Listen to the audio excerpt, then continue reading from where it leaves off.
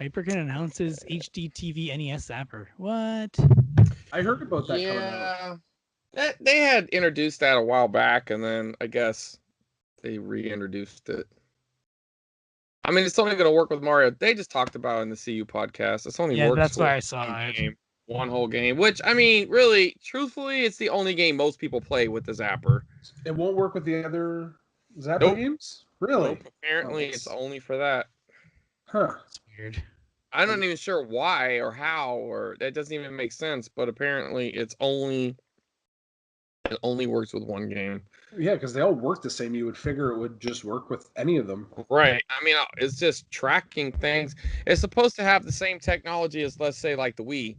Yeah. With that pointer type of technology, but I don't understand. I mean, it's something to do with the programming. They've only programmed it for one game. Maybe they'll be able to update it. You're gonna have to. It's gonna have to come with some sort of sensor bar or something, because. And it's pretty expensive too, isn't it? No, I think it was like $25 or $45, or it wasn't too bad. I mean, I guess it's all relative. You know what I mean? Like, some people might say "fuck that," and other people might be like, "Oh, that's worth playing Mario Duck Hunt on my HD TV." $45 is not worth playing Mario Duck Hunt on my HD TV. I don't think so, but 45 US. Exactly. I have TVs for that, so I don't know. Yeah, I don't have a tube TV at all right now. No, I had I'm to. keeping an eye, but I have nowhere to put one. Oh, I yeah. probably You don't make know where to room. put one. Just store it in your garage until you make room. No, I can't. I already have my garage full of things that are just like that. Like remote control car, 4 quadcopters, a million other projects. Oh, I got a question for you. Does that, and maybe you don't know, you heard that they're going to force people to have licenses to drive drones? Is that but for... They did tighten up the rules a lot. Well, I heard that they're looking at wanting licenses, but I'm wondering if that's just for, like, if you're recreational, if the drone's under a certain size, if you don't have to have that. They usually do a size, but the size that they right now is unregulated is a very small one. Like those small ones are unregulated right now. If it's any bigger than, like, say that, well, I guess that or so, then you need to have your name and address and phone number on the drone right now. Oh, really? And you also can't fly it within, I think it's 50 meters of a person, house, or vehicle. Oh, wow. Yeah. Good luck with that. It was 75 meters. Jeez. Yeah. That's what the rules are right now, although nobody follows them really. But it did cut down on the number of people who were getting into the hobby, because people who were going to do it the right way, like legit, decided they weren't going to bother after that. Yeah, once they introduce the rules, people are just going to change their mind. Yeah. This is Canadian or they rules, fly though, with no rules. This is Canadian rules, yeah. There are no rules in America. Just do whatever the hell you want. That's how we roll. I still have no suggested content idea. I usually do a YouTube channel, but I haven't been watching that much YouTube lately. Suggested content. I feel like I haven't got nothing new either. Right? You recommended the just Americans watching on the Twitter same- the other day, but Yeah, I'm loving it, did man. that on Fucking here, love it. right? I am. Yeah, I already did that last month. I could come up with something. Are we gonna throw a break in? We never had a break for a while now, because there were no new Cartridge Club ads, but now we have some new ones. Cool. So they're gonna actually do an ad on our podcast. Yeah.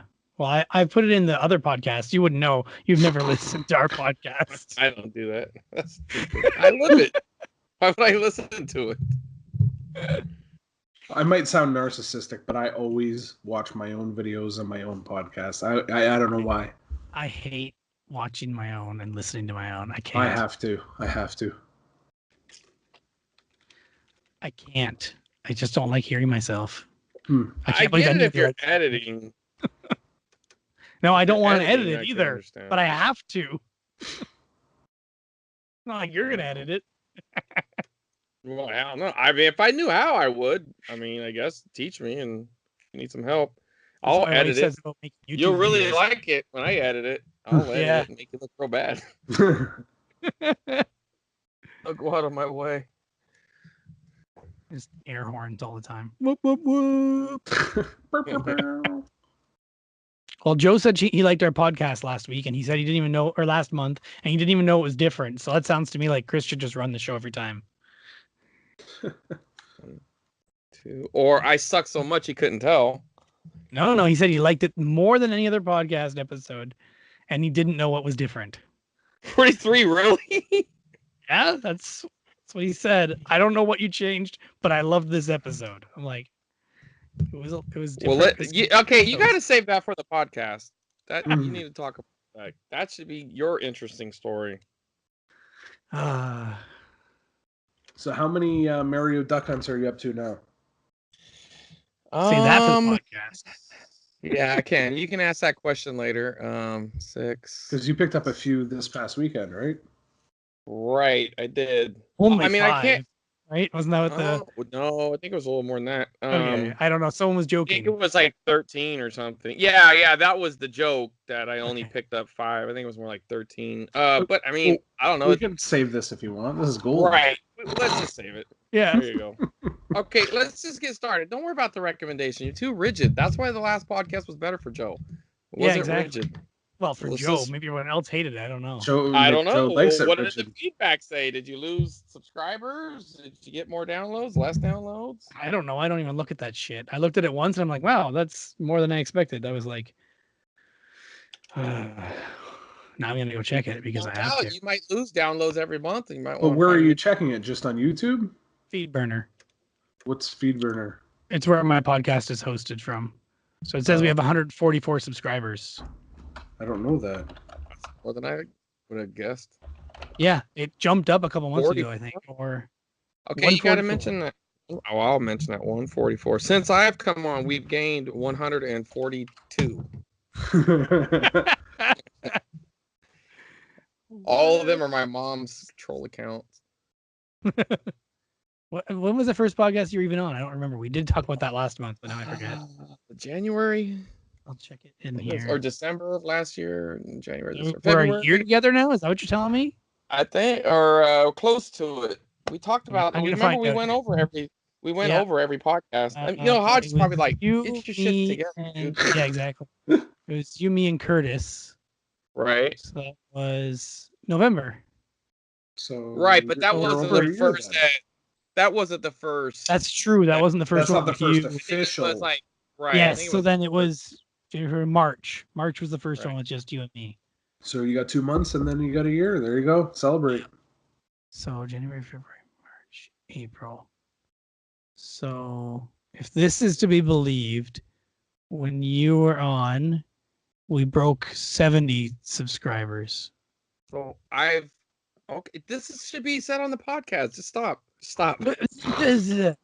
But it won't be a real conversation no more. It'll be us just saying the same thing. Regurgitating everything we just talked about. I got stuff to say. I got smart ass. How is that conversation going to come up? Because I don't know. How did it come up now? That's a fucking we were podcast. Shooting the shit. Exactly. We have a fucking section called shooting the shit. That's the first section. You wanted me to add it. It says shoot the shit. And then every time we get there, I'm like, so what's up, Chris? And you're like, the podcast is you hit record already, right? Okay, so the podcast has started. So now continue. And then you can rewoke.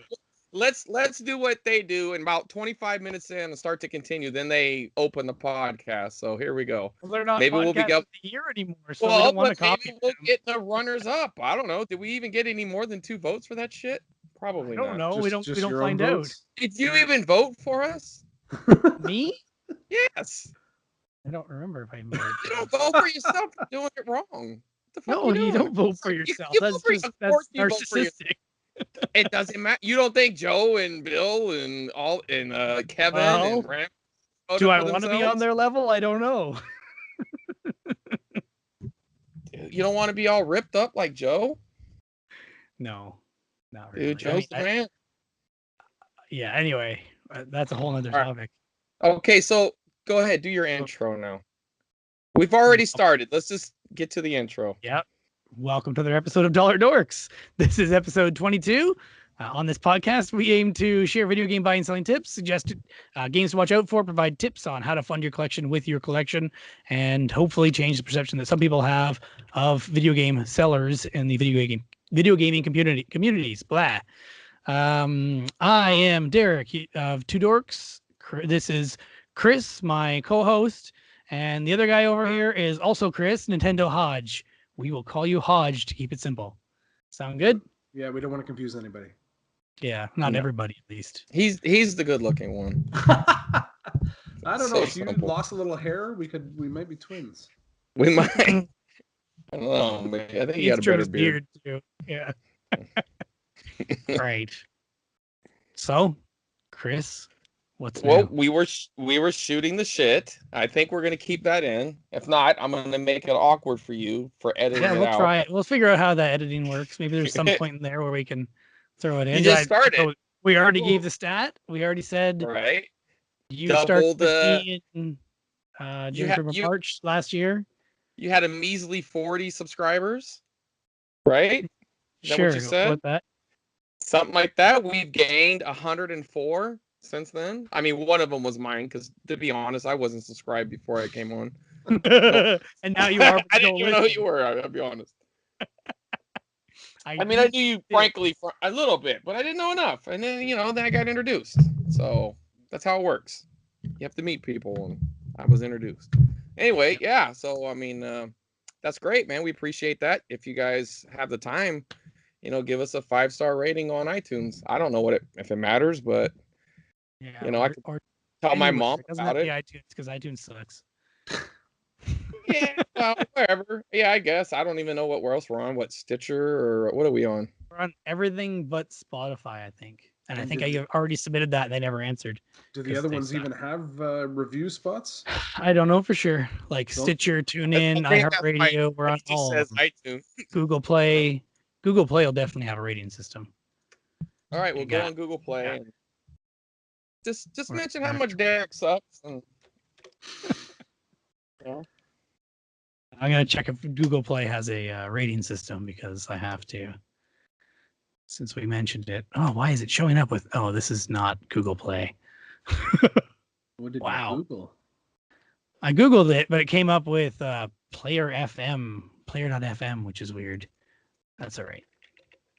Okay, so let's ask the question now that we're actually recording. So how many Super Mario Brothers and Duck Hunts did you pick up this past weekend?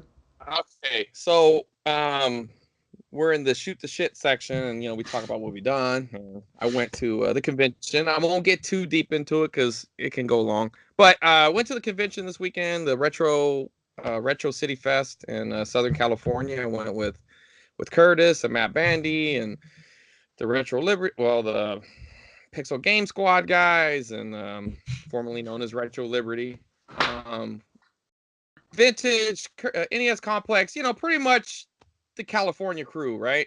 And I picked up 13. So it's hard to pass them up when they're $3 or less. I typically grab them. I was gonna say, what's your is it you're only grabbing them when it's $1 or so $3 and less? $3 or less in a convention setting. When I'm at a swap meet, it's like $5 or less because typically it just becomes a bundle for the day for me.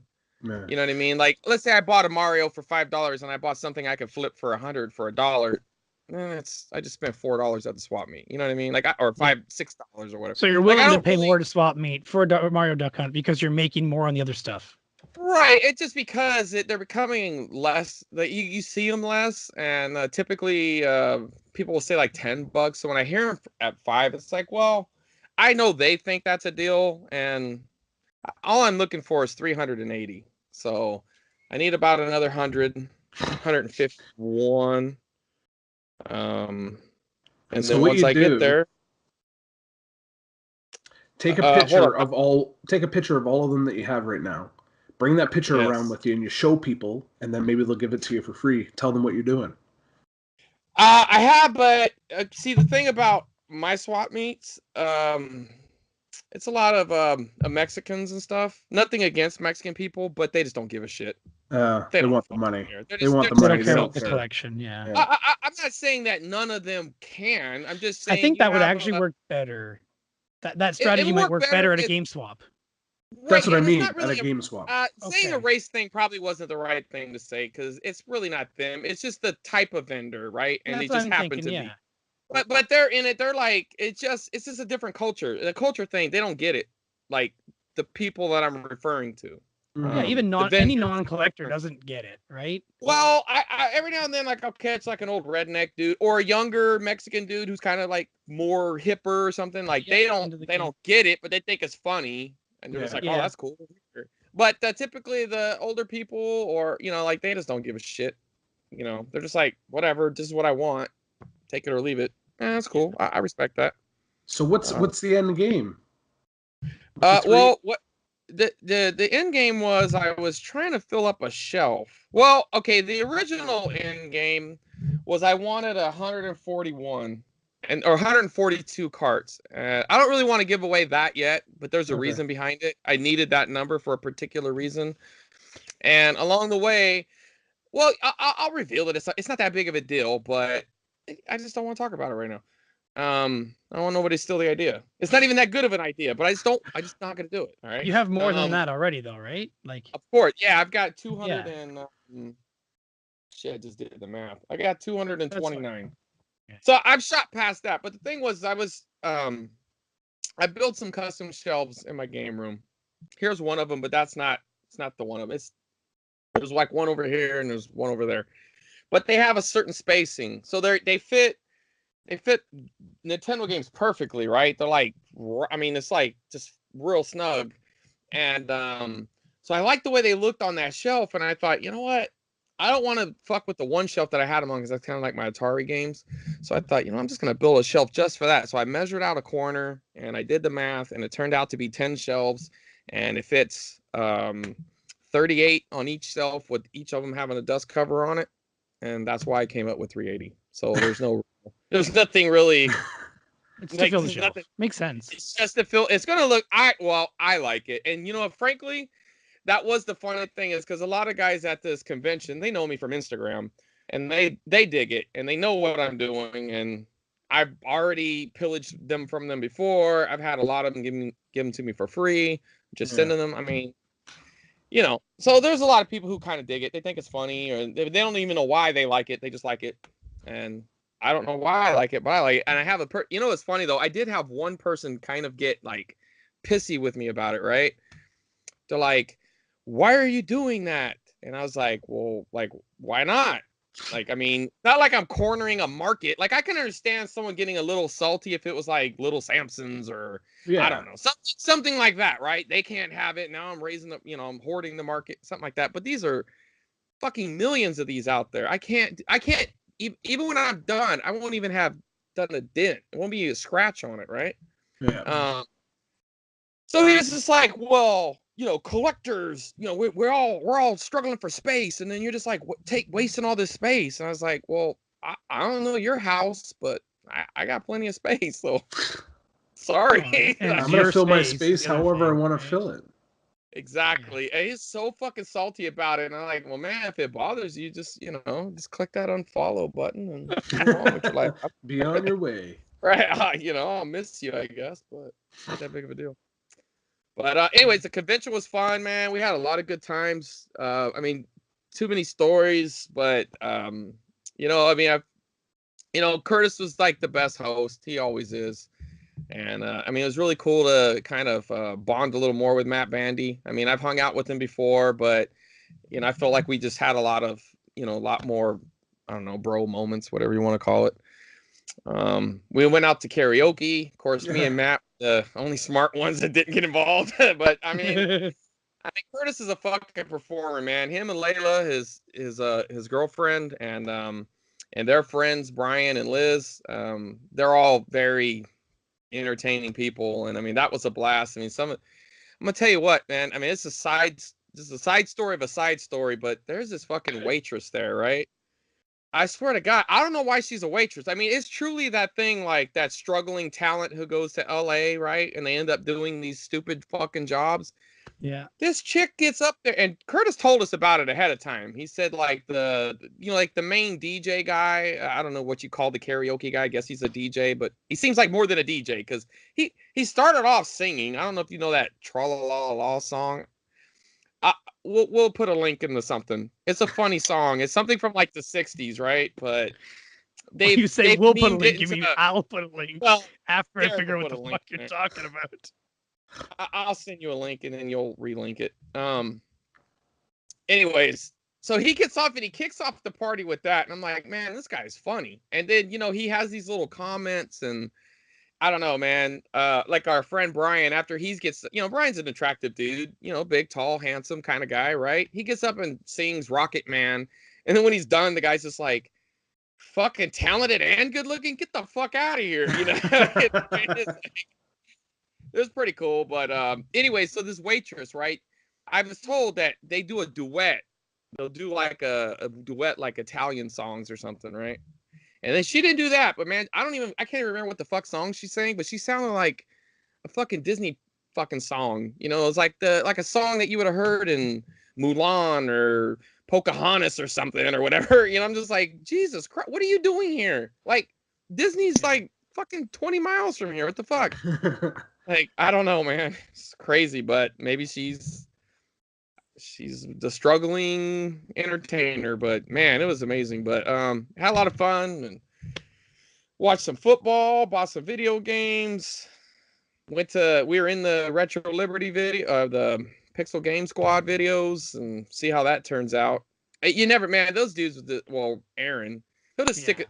I mean, Riff. Sorry, Aaron. He don't watch shit, so it doesn't matter. He'll just stick a fucking camera right in your face, man. It's just like, yeah, I wasn't ready for that. I don't know what you want me to say. So, but their new guy Gabo, man, that guy's a character. He's gonna be. I mean, if he knew how to do his own YouTube channel, this guy could be a star, man. He's just naturally funny. That real thick accent he has is fucking hilarious. He laughs with it. He understands, like, he doesn't take any of that personal. It's all good, man. And seeing Ricky and all that was really good. Seeing Vintage was good. Complex, meeting his girlfriend. And, it's funny because at one point she introduced herself like, oh yeah, we met before. And then afterwards I thought, oh, you know what, we haven't met before. I just saw you in one of the videos. That's funny. You feel like you know them, yeah. Yeah, I think that's fun. I think that's neat because I feel like that with the Q Dogs. When I met them in person, I'm like, I already know you guys, right? Yeah, so it was really good, man. Nothing against anybody's conventions, right? I mean, we had a lot of fun in Arizona, but Steve from Lost Levels, it's just a better convention. I mean, they had a Tetris tournament. Like, world championship qualifiers were there. Like, it legit, Billy Mitchell and that's not legit. Fucking. Well, yeah, you got the picture with the ref, right? Or what's his name? The guy. Right. I can't think of his name right now, but you know who I'm talking about. Guy from Twin Galaxies, or used to be. I don't think he is anymore. Yeah, the referee guy. I remember that, right? Yeah, but Billy's the thing about that's the thing about Billy Mitchell is, like, I've watched him on his live streams crack a million. Legit. And he's a great player. He just, he has some social stuff issue. I don't really know what other way to put it. And I guess he felt like he needed to do that million, and maybe he'd done it before and didn't have it on tape and didn't want to be outshined because this is so ingrained in his character his identity. I mean, his identity. It's identity. That's what I'm looking for. It's his identity. So he didn't want to be outshined. I mean, I'm just making excuses for the guy. I don't know the guy. He's a character, though. Like, when we walk in, he's got the fucking door. He's opening the door for people, right? And this is the second year in a row he's done this. He's at the convention door welcoming everybody in. And, he sticks his hand out, and he's got a grip, too. And he tells me, I'm like, hey, Billy, how's it going? He's like, good. If anybody gives you any problems, you come and tell me, Billy Mitchell. And I'm just like, you tell him you're with me, Billy Mitchell. And I'm like, yeah, okay, got it. You know what I mean? Like, I got it, Billy Mitchell. But anyways, he's friendly and not shy. Yeah. No. He's a good guy. He's a good sport. I don't really think he has the kind of personality to take all that to heart, to be honest. I don't know what's missing, but there's something missing. You know what I mean? Like, I don't really think any of this shit truly bothers him. Really, it just he looks oblivious to it all. Like he don't care. He's just. I mean, he was sitting there playing Pac-Man and Donkey Kong and taking pictures with everybody. He's very approachable. I mean, not that he shouldn't be, but you know, some people get a little full of themselves. I didn't get that from him at all. But he is like what you see in King of Kong. King of Kong. Yeah, that's exactly. It's no. If it's a gimmick, if it's an act, he does never. He don't break character. That's who. He lives that character. He's living the gimmick for sure, man. But so that was real fun. But you do a convention, right, Haji? Right? I do. Yeah. Well, not quite to the grand scheme of things as that, yet. But yet I don't know. I mean, they all start somewhere. They got to start somewhere. Yeah, it's been oh geez, this is number 8 now. We do 2 a year, so what's that? 4 years, I guess, roughly. Yeah. Yeah. Yeah. So what got it going? What made you want to do a convention? So yeah, you probably never heard this story. So some of our listeners have, some haven't. But there was an event near where Derek lives in the Waterloo area, and I went to it, and it was just a room full of tables with video games all over it. I'm like, I love this. I'm just starting to collect games, right? And the Waterloo Game Swap. Yeah, it was the Waterloo Game Swap. Yeah. So like, I went to, I want to say 3 of those before I went, you know what? I should do this because we don't have anything else. Like there was Waterloo and Cambridge, and were the only 2 shows that ever Cambridge existed was pretty at that small time. too. And Cambridge was very tiny. They just kind of piggybacked off of Waterloo. From what I was told, I think they were both kind of together and then separated and went their own ways and started their own shows. And both of those shows have dissolved. Neither of them exist anymore. Cambridge still does. Nah, they haven't done one in at least a year. Has it been a year? Okay, Yeah, I thought there was one about 6 months ago, but maybe I'm wrong. No, I think it's been at least a year. They also switched to free admission model just before they died. Yeah. Yeah, but so what do they do? Pass the price on to the vendors, or how do you cover that? They don't. I think they were pretty cheap because it was a smaller location. Like I think that the venue was fairly cheap. They had done it several years, so maybe they were getting a discount by then. And yeah, I'm not sure exactly, but that's all they did. It was a tiny venue, like it was like 30 tables maybe. Yeah. Okay. It was still neat. I liked it. I got lots of good deals there. How many tables did you have at your last convention? We're about 150 now. See, that's a lot of tables. That's tremendous. We fill up about 3/4 of a hockey rink, like a full size. But you got some better vendors than Derek though, right? Because he was one of your vendors, wasn't he? You didn't vend last show. You vended the show before that though. And the one before that. The one before that, yeah. The first one I vended was you're weeding out the riffraff, is what you're saying. Slowly but surely, yeah, of course. Hey, if you're gonna pay me for a table, you can come and vend. I don't care what you sell or who you are, as long as you're gonna pay me. Really? All right. Interesting strategy. That might backfire, but. But yeah, no. So we decided to talk to a buddy of mine and my wife and that. And we're like, let's do one here. And we started tiny and small. We had no expectations. I said, if we sell 20 tables, I'll be happy as long as we can cover the cost of the venue and just kind of get like-minded people together. And I think we said it was like 36 tables we did our first show. We covered the cost of the venue, put a little bit of extra scratch in our pocket, and it just grew from there. Every show's gotten bigger. We've switched venues. 1, 2, 3, 4. I think this is our 5th venue switch now. So we were at the little club, ANAF, Red Barn, where we are now. Yeah, this will be our 5th venue change. That's good. I'm going to ask you specifically. I have a question later on below, but might as well ask it now. Why are you switching this time? Basically for timing. So our last 2 shows were way too close together.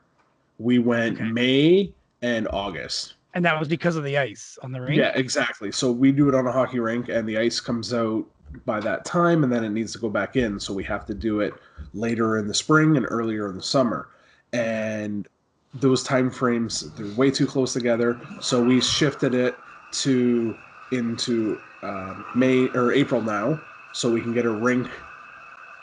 Too loud. What is that? He's wrestling. Is that too loud? No, I don't know, whatever that is. That's my wife. Okay. I thought She's Chris in was the turning the TV on, getting bored. No. Is that going to be too loud? Do we want to take a 10 remote's 10-minute over break there. here?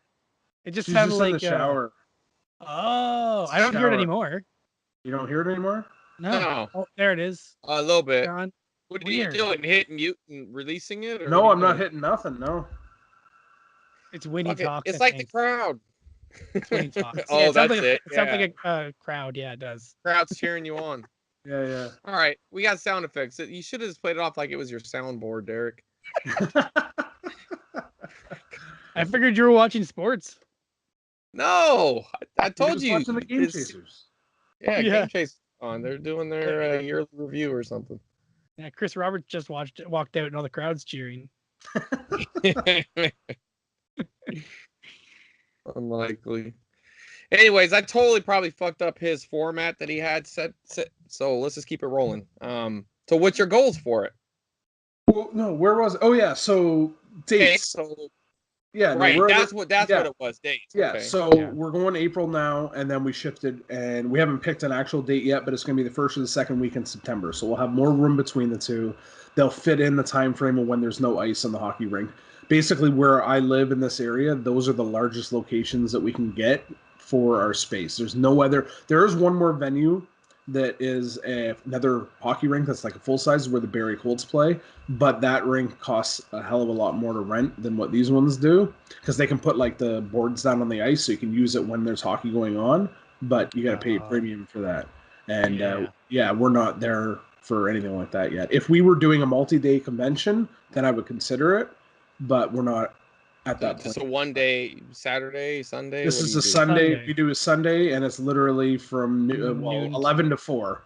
Yeah. VIP 11. VIP, yeah. No, do you got any early bird? You got the VIP 1 hour entry early, stuff like that? Yeah. So we do a VIP starting at 11. So they get in, they pay a little bit more money. They get in at 11. General admission starts at noon. And then everybody else plays the same amount up until the end of the day. You know, one thing that Retro City did that I found interesting this year was something new. They did like a scavenger hunt for these pins. I posted them on Twitter.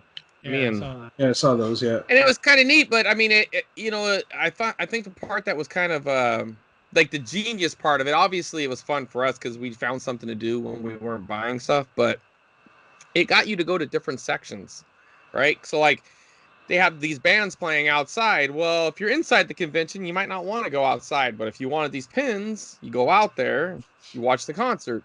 Yeah. They got us to go to the tournament area to play in a tournament. They got us to go to the Tetris area to get 40,000 on Tetris, which was actually the coolest pin. It's like a shape of California, and it's all Tetris blocks in it. It was definitely the coolest pin. And they got you to go to the booth that the guy who made the pins, right? I guess Steve or one of his employees came up with all the designs, but this gentleman, he makes, and I'll get his name by the end of the podcast. I guess give him a shout out, but he was really cool. He's got a pin booth. But anyways, I just thought that was pretty neat. Like he was able to get you to go to different areas. You know, it's like you had to go to the arcade, you had to go over here, so it was kind of cool. I thought it was cool for the vendors too. Like, he probably should have incorporated it more in the vendors, maybe, but you know, like it wasn't one for like if you go to the particular vendor booth, or maybe a vendor paid a couple extra bucks or something, you went over there, or something like that. But it was just well, I guess the one vendor would have been the pin guy, so I guess he did cover that too. But okay, I don't know. I thought it was kind of a neat little bonus, right? Like it's just kind of a fun little thing. That's something I would be all over. I think that's cool. It's a memory from the event, and it adds some more to it, right? Yeah, just a little. I mean, and then each depends how much the pins cost, really. Yeah. Well, so at retail they were 10 a piece. Like you couldn't buy the ones that they were giving out. You could only buy one of them. You could only buy one of the pins at retail for 10. That was just the main one that just said Retro City Fest. You could buy that one if you couldn't win the contest. You got to spin a wheel, right? You spin a wheel, and if it lands on it, then you win. Of course, I just kind of like sweet talked the girl who was running it. I was just like, how would they know? Like, what if I just said it was on there? She's just like, okay, just don't tell nobody. I'm like, all right. I just click, hey, I won. And you didn't tell anybody at all. I didn't tell nobody there. But, yeah, so that was pretty cool. Yeah, I hope her boss ain't listening. Maybe we shouldn't plug it. But we'll edit that out, as everybody says it never does. Yeah, just edit that part out. Would you go back and do something there, but just edit that. Mark the tape. Pause for edit.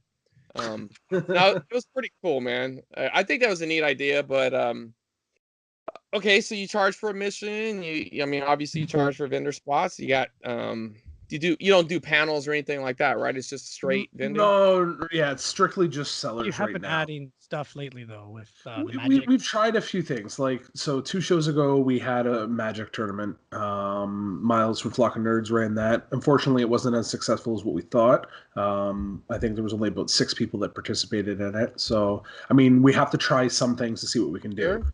Right. We have not always, I guess it's the last 3 or 4 we've done a gaming area.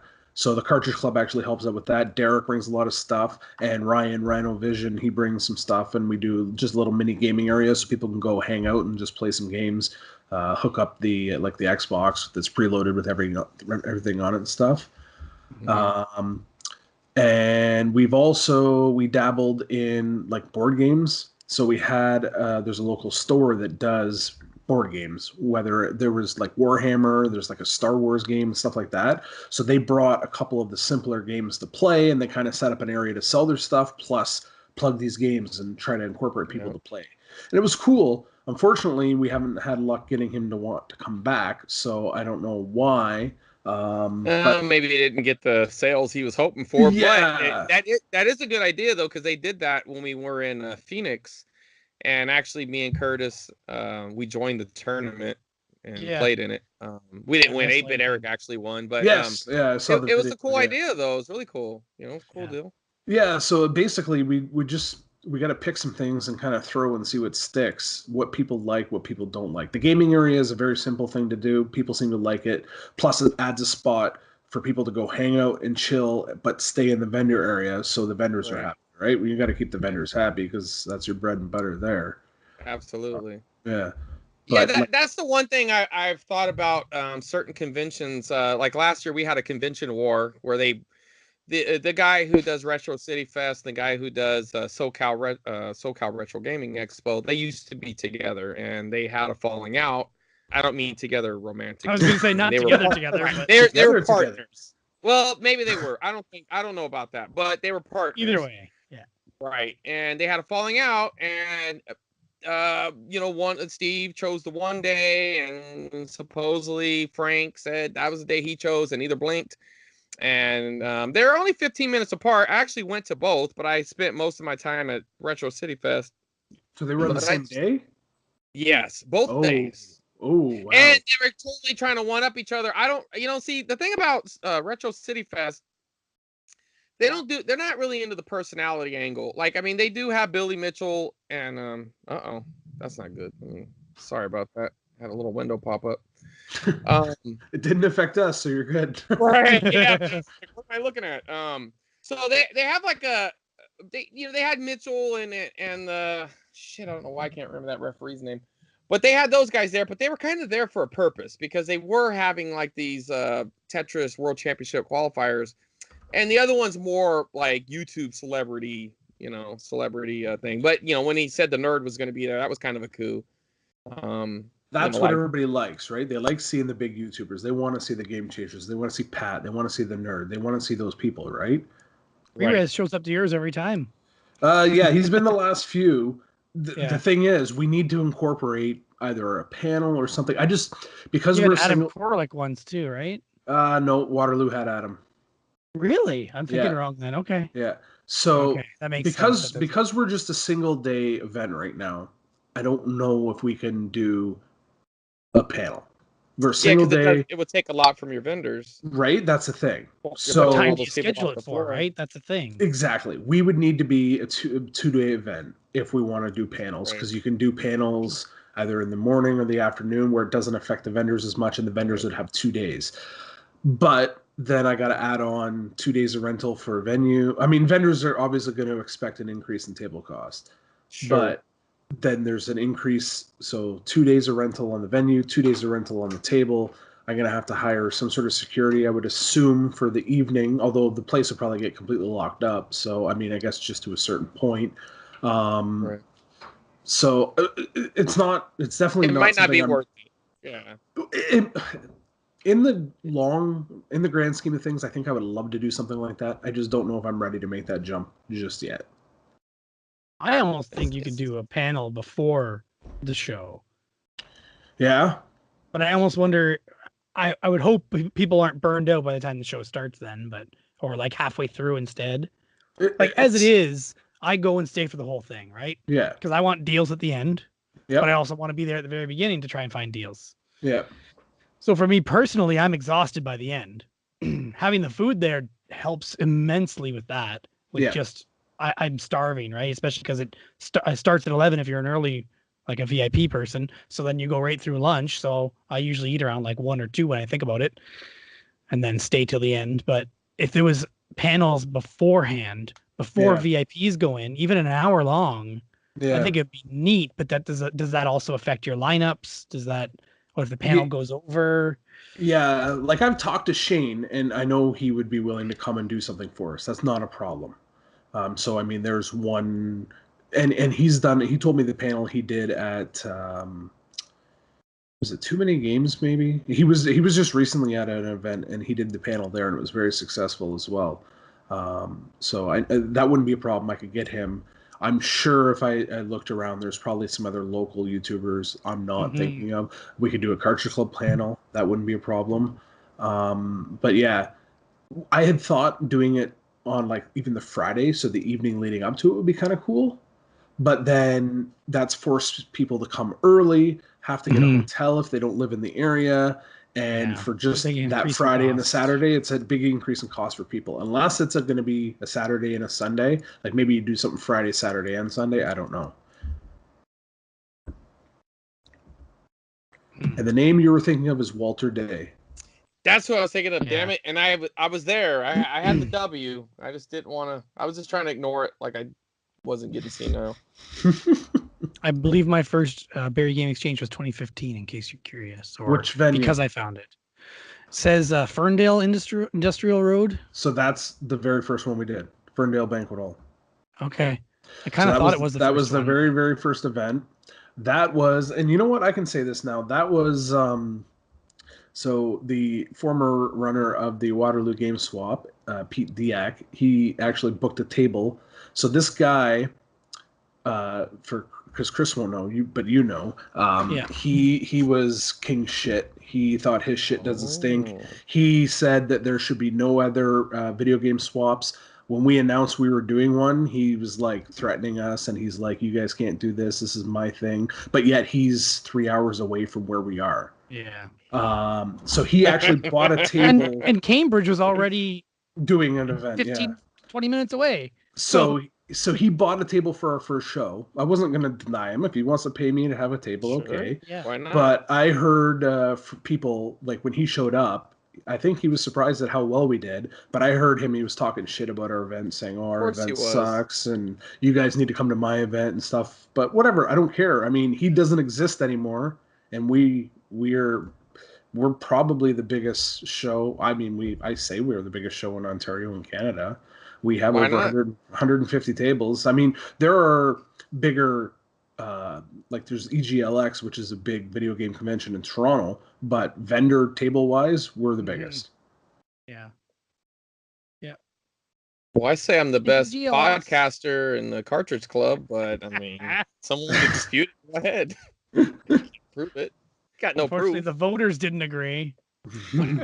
Rigged voting. Everybody knows that. Come on. You got all those guys with those codes to the site. They can go in there. I have all the access to the site. Who is it? As Joe says, it's the Stonecutters, right? Yeah. Yeah, all the Stonecutters with their, puppeteering going on. Okay. What was I gonna? No, I don't know. Oh yeah, I was gonna say you should just start another Waterloo swap, but I'm surprised somebody hasn't. There's nothing there. It's such a good area with the schools that are in there. It's just too far away for me to do it. It's bad enough planning two, not bad enough, but it's hard enough planning two in this area and then living life to begin with. So Now out of the two, do you distinguish one from the other, or are they both kind of considered equal? They're equal. Spring and fall show. They're exactly pretty much the same. With SoCal, you have the event, and then they'll do like a summer event, and they just kind of call it like a video game swap. They downplay it. It doesn't have it's not the same thing, and typically they don't charge entry fees to the secondary one. I was just curious if you had any distinguishing. Well, and we don't, but that's something I did consider. I said, well, maybe we do one big event and then we just do a smaller one, right? And maybe that's a possibility. You do in the fall, that's your big 2-day event, and in the spring you just do your small single-day swap. And I don't know if they're ran by the same people, but Portland does that too. They have like the Portland Retro Gaming Expo, which obviously is probably like the biggest of the kind, right? I think everybody kind of acknowledges that. Seems like to be the gold standard. And then they have like the Portland Retro Gaming Swap Meet. When it's more low key, it's more about just really more focus on games. They don't really have all the extra stuff. That was one thing I didn't really care for about the Game On event in Phoenix. Is it felt like it was a decent amount of space. It was a large venue, but it could have had a lot more video. It was almost like he was trying to have too much variety. People kind of go to these events. You're looking for games, right? I mean, yeah. I mean, I'm sorry about your Perler art people out there, but I don't think you need more than one Perler art booth, or you don't need more than one little tchotchke shit. You know what I mean? Like, I mean, one. Don't get me wrong. If there was one, that's fine. But I was seeing multiple of similar crap, and it's like, I don't know, pop figures. Is that really the same culture? Like if you had a few pop figures in your booth, I mean, that's one thing. But like a whole, I don't know. I didn't like that. That's kind of what I did like about Retro City Fest is. Like the one guy, he had box protectors. He was the only guy there. That's it. You wanted box protectors, you know where you went. You went right there. And his really high quality box protectors, it's Collector Protector. He's got a website too. Guy was hooking me up. Jeff is a great guy. The best quality you're gonna get in a box protector, and he makes it for like the most random shit, like the or the cereal boxes and all kinds of shit. The new NES and the the little mini consoles. He's got them all covered. He's always looking for new ideas too. Like. He made this also these acrylic cases. He like $10. I mean, this the heavy duty ones. Yeah, that's like when you used to buy them at the store, they would come in those, and they'd have to open them up to get them. Right. I have one of those from Best Buy for my signed Boondock Saints DVD. And you admitted it. Yeah. Now, see, to go to the flip side of what you were just saying, though, there, Chris, is you only want to see one vendor, but from my point of view, I'm at the point now where I want to expand and grow. I have anybody that wants video games is coming to my show now. I want the person that isn't coming just for video games. I need the pop collector. I need the toy collector. I need the art collector. I need those people now, because if you're into video games, you're coming to my show. I need to get everybody else. Yeah, you're gonna come and you're gonna go, I don't care about that. You're gonna focus on your video games, which I'm probably 90% video games anyways. It's that's great. Sprinkle the other little stuff in. I need to grow. I need that stuff, right? And I get it. I know where you're coming from, because even as I just meant like the multiple this, multiple that. Like when it's taken up, I mean, literally a third of that convention was bullshit. Yeah. Like. And that's even like too much. Yeah. It's just like, well, okay. And you got a third of it that was the games, and then a third of it was like this tournament area. And I just kind of felt like, and don't get me wrong, John, Gamester, he's a really nice guy, and I'm who am I to criticize him? But he's doing a show you're not, right? Like from the customer's perspective, and other people shared the same perspective with me. That's kind of where I was coming from. It just felt like, I don't know. It just felt like feedback he might find useful. It's not like you're talking shit about it. But... I probably and that's what I mean. Like I don't. Yeah. It was good ran. I mean, it's well ran. It was air conditioned building, which is a must. And when those vendors are calling in and booking their table, they don't necessarily know what other vendors are there. So if you're thinking I'm going to do perler beads, there's probably no other perler bead guy. You booked your table, you might be the fifth perler bead guy to book in, and nobody knows. And I was also even thinking about from the vendor's perspective, that kind of, if they weren't aware, imagine you go there and there's like 5 perler bead guys, and your prices are higher than that guys. Right, and you just So I don't know. Yeah. Maybe it's a porky boom. But I do like the fact that like at this convention there was a guy who had VHS tapes, and there was a guy who had like some Star Wars figures, and so I do like that because I mean essentially it's like a collection of nerddom, right? I mean, exactly. I'm not knocking the pop figures per se, No. but you know, I know exactly what you're saying. Yeah.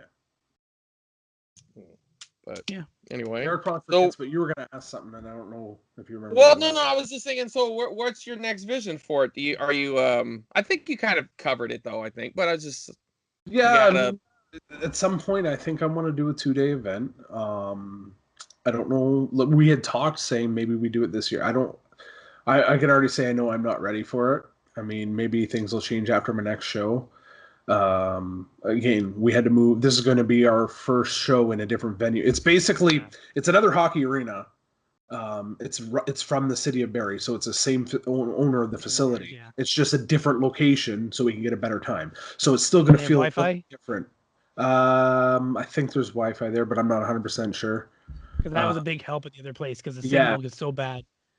Yeah, I know there's no ATM on site on this one, which will hurt a little bit. Yeah. But there's a possibility we can bring one in if we want. I just don't know what the cost. The ATM did get emptied out pretty much every show, didn't it? Oh yeah, they always do. We had Which to. means Yeah, there's value in it. You might tell the people who run it because I mean I'm sure they're taxing them. I mean here they're like $3 at a minimum. Sorry to interrupt, yeah. but just right. I don't know what it is in Canada, but I'm sure it's an equivalent. Yeah, no, I think it's $3. I don't use them. No. I show them a lot of cash. Be prepared, but sometimes you get there. You know, the other good thing about here is, and I'm sure it's there too. Like a lot of people, you know, that take PayPal and Venmo and other things. Maybe encourage your vendors to, you know, hey, if you guys are willing to take it, promote it, put a little sign there, let them know.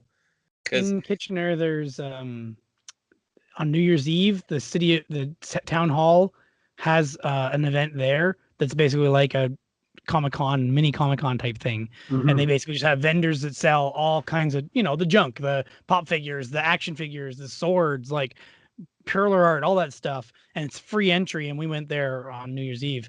But there were a couple of them that you could see they had a sign saying like, we use Square. You can use your debit cards with us and stuff like that. Yeah, debit cards, credit cards, that kind of stuff. I was also going to say, Hodge, you could consider doing like one of your shows being games focused and the other one being like a convention where there's like shows and things like that, or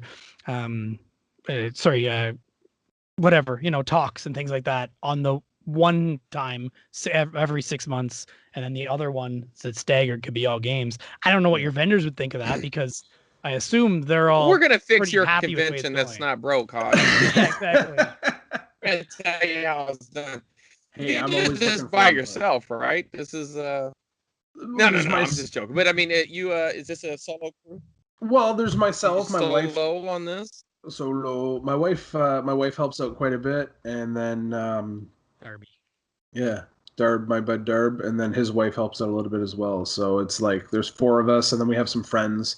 And then we get a lot of help from the Cartridge Club crew that always comes out. Like at the end of the shows, they're always helping put tables away, which is huge. Yeah. Like we do everything. We set the tables up, we put the tables away. Like we have to rent tables and bring them in. The facility doesn't have them. So I mean, we're there the day before the event, setting everything up in the evening, and then I'm back at like 6 o'clock the next morning because vendors start showing up at 7 a.m. to set up. So yeah.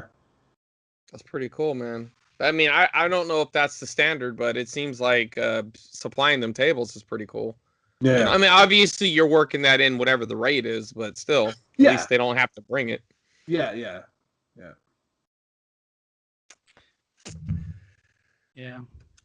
Derek, right, we can move on. Okay. We're totally screwing you up, aren't we? Because we're way out of order on your sheet. I don't even care. Joe likes it better this way. All right, let's just dive into our first actual section. Your last noteworthy purchase, pickup, sale, anything like that. We're going to start off with Chris. Well, sales, I mean, I had a really fantastic December, which, I mean, if you're selling on eBay and you didn't have a good December, then you kind of did shit wrong. You should have been preparing for December. You know what I mean? Let's be honest. But I was fortunate enough to get a huge lot of games leading into December, so that kind of beefed up the sales. But I had 48 transactions, which I don't know if that's the most I've done in a month. I know I've done more more money wise because a couple of bigger sales or whatever. But I mean, it was a lot, and they all no drama. Only had one person trying to get a return, but it was scammy. I shut it down, and that was good. I had a microphone, and I tested it. I mean, I tested it to the best of my ability because these karaoke mics, they have these little memory cards or little chips or whatever you want to call them. I've seen described two different ways, but whatever they are, you put them in, and it has like like slots. You can put 6 of them in, and they play the different songs or different. I'm sure each of them have several kinds of songs on it, right? Yeah, I think so. Right, like mariachi music or whatever, just whatever it is. So it was for the microphone only. The person had it, and after having it for like a week, which coincidentally would have went through the holiday season, which is probably what they needed it for, maybe. They opened up return claiming that he gave it to a friend. The friend used it for 20 minutes, and then it started humming, and the TV went blank. So, immediately I messaged him. I'm saying, hey, I saw your return request. Can you tell me a little more about it? Like, maybe give me a picture of the memory card you use. Because if they use the bootleg one, I'm not going to accept it. Sorry. Yeah, a lot of knockoffs. When you use and that's all it is, really. When you go on eBay, it's like this huge list of the knockoff ones because they're cheap. The authentic ones are like 70 and up. So they probably did buy a knockoff one, and that would invalidate their return. Because, I mean, hey, if any of you know back in the Nintendo 64 days, what used to happen when you'd put in those knockoff memory cards, you'd be playing along, you have your game all saved. You come back the next day, all your memory was gone because they fight. You know what I mean? They purposely make it where it rejects stuff like that. So I wasn't going to accept that, but at least I wanted the dialogue open. If it was a legitimate return, I would have took it. You know what I mean? Didn't get back to me, didn't tell me nothing. So I waited a few days, and then I messaged them again, pretty much reiterating the same thing. Listen, I want to kind of help you with this, but I mean, unless there's any communication, you're just going to end up leaving it up to eBay. And, I knew that was in my favor. You know what I mean? I knew that I get eBay on the phone. I'm pretty good with that. So they didn't get back to me. So I just called eBay and I told them the story. I didn't embellish anything. I just used their words against them. They had it. They claimed that it worked for 20 minutes. It's a used item. I'm not guaranteeing how long it's going to last. That might be the last 20 minutes of its life. I don't know. It's a used item. I mean, you buy a car. Working. Well, if you buy a car, let's say, and it ran for 100 miles, and it was a used car, and you got 100 miles out of it, and you came back, hey, this car only ran, well, it's a used fucking car. What did you think? It was going to last you 20 years? I don't know what the expiration date on this microphone is. Also, they changed ownership. You know what I mean? Like, I didn't sell it to your friend. I sold it to you. You were supposed to test it. Now you're giving it to somebody else. You said it made a humming noise, and the TV went blank. Did you try plugging it back in? Did you try turning the I mean, there's so many what ifs. They didn't get back to me. eBay's like, nah.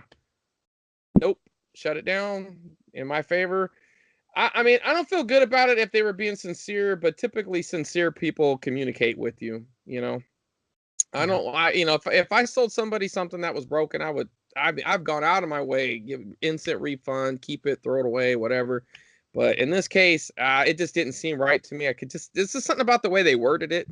Just seemed kind of shady. But anyway, other than that, everything I sold was good. A lot of feedback. Everybody was happy. So that was a good month.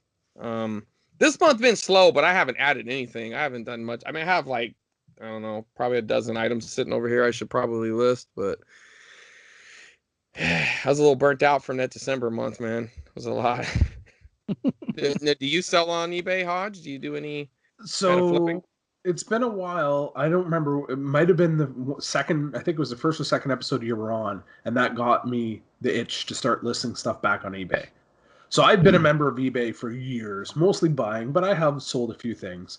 But I've started to sell more on it now. The thing with, and you've heard this, I'm sure, from Derek a million times, the shipping sucks ass. It's terrible. That's a disadvantage. Yeah. So, but I've sold. So this past month, I made about $430 on eBay. That's really good. Yeah, I sold. We had this tea set, That it was an Oprah tea set that my wife got, and we sold that to somebody. It's actually they should have got it now or soon in the States, and I sold it for $110, and we got this for nothing. What else? I sold a box copy of Mystical Ninja. I've actually had that one for a while. I sold that for $160. That's going to somebody in the States as well. Yeah. And I have a whole bunch of Beatles memorabilia. So somebody that my wife knows, she gave her just a big box full of Beatles stuff. It's like magazines and posters and pictures and things like that of Beatles. So I've listed a bunch of that stuff up, and I've sold like $50 worth of that on eBay as well. That stuff's easy to ship because you just put that in just flat envelopes and ship that out. Yeah. So. But yeah, I'm That's getting more nice. into it. I have a big stack. I have a list of stuff, and I have a big stack of stuff downstairs that I need to take pictures. I need to measure it and weigh it so I can get the proper measurements in there for shipping. Because I don't care if I put it in and it says $20 to ship it. I don't care. I'm going to list it and sell it. If the person's willing to pay it, I'll do it. I'll put the work into it. Absolutely. Right. Yeah. You just got to find the market for it to fit, to adjust to it. It just sucks because in the States, let's say you sell it for $60 total. I'll sell it for $60 total, but I'll make a lot more because my shipping won't be nowhere in it. But I mean, it's just the way it is, you know. Yeah, and like I mean, there's also, you have Kijiji, right? Do you ever? Oh, I do tons of stuff on Kijiji. Yeah, Kijiji, and that's more of my place. And even the Facebook Marketplace, I'll list stuff on there. Yeah, I really like that too. I see that really picking up. You notice they're offering shipping now. They're trying to push. Oh, really? Oh, I didn't see that. At least they are in the States. Okay. They're like offer to ship it out for 10% or I don't know, whatever. They're wanting a cut, so they're trying to do the eBay rates. They're going under though. They're like, you know, if you want to do this whole thing, let's do it, and then we'll take a little piece, and then we'll work out the transaction. I'm just not too sold on it yet. I want to kind of see more on that end, just to kind of get a little feedback from some other sellers how they've done. Yeah. I don't know what happens if somebody disputes it. How does it freeze the money? You know, I don't know that end. The horror story end of it, I don't know. Yeah, exactly. If it's open up for scamming type of situations, where on eBay, I feel very comfortable with eBay. Yeah. They've been in business for so long. I mean, granted, they use some real cheap labor, you know, in there, but it seems like it works to my benefit because there's just something about those operators who love me, man. I lay it out to them. And I say certain words to them, and then I sit back and I listen to them, repeat them back to me. It's almost like, yeah, you can't accept that because of this. And I'm like, oh, yeah, that's right. Exactly. They'll be like, I don't know if it was buyer's remorse. And then later on, they'll be like, it was clearly buyer's remorse. I'm like, okay, cool. Thank you. Thank you for believing in me or whatever. But, yeah, that's good. So Kijiji, eBay. Yeah, Marketplace. I'm actually with eBay too. So I've had listings up there for well over a month now. So I took them all down. I want to start fresh, kind of get them back to the top. And I took everything down, I think 2 days ago. And somebody just messaged me today saying, hey, can you relist your thing? I'm ready to buy it now. So I guess they were watching one of my items. I took it down. So I'm like, perfect. I just need to measure it. I want to confirm. I took everything down because I shipped something out and I didn't lose money, but my shipping costs were off a bit. Yeah. And it ended up costing me a little bit more on shipping. So I want to be more diligent with my measurements and weights and stuff so I don't get gypped on the shipping. So I want to do that. It's a board game. It's a DuckTales board game. So. Oh. Chris is like, I'll take it. Yeah. Hey, well, let's work out a deal here. Huh? Yeah, there we go. It's sold. Yeah. Well, no, not officially sold. He told me to relist it. So. Yeah, but Chris is gonna want it cheap. Oh, yeah, maybe I'll undercut this guy. Let's maybe I got something you want to trade for. It'd be easier to ship to you. Win-win. I mean, lose. It's a win-win lose, but we don't worry about the guy who lost. Yeah, we don't know him. He's not. You should have bought it a long time ago. He sounds like an asshole. If you ask me. Yeah, he does sound like an asshole. That guy. Dude. Oh boy. All right. On to me for stuff. I made a whole bunch of sales on Kijiji. I actually didn't count them, but I was going to over the last month or so. I also made 6 eBay sales because I didn't have that much stuff listed, but it's pretty good for me. And it's all because I got off my butt and posted a whole bunch of stuff. So I did calculate stats here. So I sold $630 worth of stuff in the last month between Kijiji and eBay and taking things to game stores. eBay, that was $168 on eBay. That's profit, not just gross sales. And Kijiji, $260 worth of sales. And then somewhere in there, it works out to about $200 worth of stuff to game stores, which some of it I used for buying stuff, like picking up Namco Museum for Switch, and I still have store credit at that same store now, so like over $100. So there's that. Sorry? Microplay? Yeah. I also have over 100 at Retro Replay in town nice. as well. So I got to find stuff to buy there from each of them. I just don't really need anything right now. Retro Replay did put out a picture on Instagram that they got in the Retron 77, which is the Retron Atari 2600. Oh, yeah. But it's $89. Yeah, I know, it's expensive. I can't. I have an Atari sitting here, but it needs to be fixed. I want to fix it, but I don't know if I can. I don't know if it's that broken that I can't. So I don't know whether it's worth buying an HDMI Retron Atari, which would be kind of nice with store credit that's already there. I don't know. It's tempting. So we need to circle back around because I have a noteworthy pickup, or is that's because that's where we are, no. right? Yeah. We glossed past it to our sales, but yes, pickup. Yeah. What'd you get? So you're totally right. I skipped over. Yeah, I don't think I even. I jumped right to him. I forgot to even say what I picked up.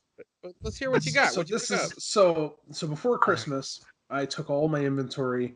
I tried to post it and sell it in one big lump sum. Get rid of everything in one shot. Interesting. I had a couple biters on just a few pieces that I pulled out. Then I took everything to my game store, took it up to Power Up, and sold everything else off to them. That was a lot of like PS2 and Xbox 360 stuff, a few decent things, but I got some money from them, helped towards Christmas. So done and clear. You did it for cash, not store credit. Did it for cash, not store credit. Just curious. So done and clear. No more games, nothing. And then not 2 days later, do I see a lot online on Kijiji. Oh man! Now you got buying power. And space for it. This is space. So this is a 5. There's 5 separate transactions that occurred here. So contact the dude, and it was a lot. There was Nintendo games, there was Super Nintendo games, there was a Game Gear, a couple Game Gear games, and some Game Boy stuff in the lot. He wanted $150 for it, and it was definitely worth that. Like the Super Nintendo games, there was Ghosts and Goblins, there's Mario RPG. There was some really high-end Super Nintendo. Uncharted Waters was in there. So I knew, doing the math, I'll be able to make money off this lot. So I contact him. I'm like, okay, $150. I will take it. Go to meet up with the guy. He shows up. And while he's there, he's like, hey, I got some more stuff. Do you want to take a look at it? I'm like, okay. So he pulls out a big bin or a big box full of stuff. And I'm looking through the box. There was a Nintendo in there. There was an N64. There was a GameCube. There was a Super Nintendo. There was a Mario Kart 64. There was Lost Kingdoms 2 in there for the GameCube. A bunch of other stuff. And I'm looking through $50 more, right? No, well, not quite. So he knew he had stuff, but I don't think he quite knew. So I'm looking at the box, and I'm like, well, what do you want for that? And he goes, I would do another $150 for that box. And I was pretty sure I can cover my costs out of that box. So I said, all right. Before I agreed on that, and he goes, but I also have this. And he pulls out another box, and it's full of GameCube games. There's 2 copies of the Zelda Collector's Edition. There's Mario Party 7 in there. There was a loose copy of Pikmin, like some really quality games in there. And I'm looking through it. I'm like, geez, I'd love to have these. And he goes, I would want, I think he said another $150 for that. And I'm like, well, I don't quite have that much cash on me right now. And I wasn't quite sure. Like, he just seemed to be pulling numbers kind of out of his head. Right. So I'm like, saying 150, 150, 150. Yeah. So I'm looking at the original so I got my original stuff for the 150 because I'd already paid him for that. And then the other box for 150. I'm like, I'll tell you what, can I take one of the games out of this GameCube game, throw it in this box, and I'll give you the 150 for that? And he's like, sure, fine. So I took Mario Party 7 out, looked at it. It was complete, Plus, there was a loose copy of Mario Party 5 in it. And I'm like, do you care? And he goes, no, I don't care. So he doesn't, right then and there, I'm like, he doesn't really know what he's got. He just knows that they're worth something. Right. So I toss that in. So I'm like, okay, I'll take that. And he goes, you sure you don't want this other one for 150? I'm like, no, that's too much. I can't do it. He's like, okay. So pay him the other 150. Start moving the stuff. I load up the one box in my car, and he goes, "Hey, tell you what, give me $50, and I'll give you the rest of the GameCube." Hey, you know the funny thing in my mind, I was thinking, man, I would have just kind of like said, "How about just let me do it for 50?" I would have had. I mean, he's not there on his own, so who cares? It's better. So, but I would have regretted it forever if you just walked away. Yeah. If it was me and I just walked away from that, now I may have offered him money. I can't remember. And I already recorded my video for this, and I may have mentioned it in that video. Okay. I haven't edited it yet. So I may have, but regardless, $50.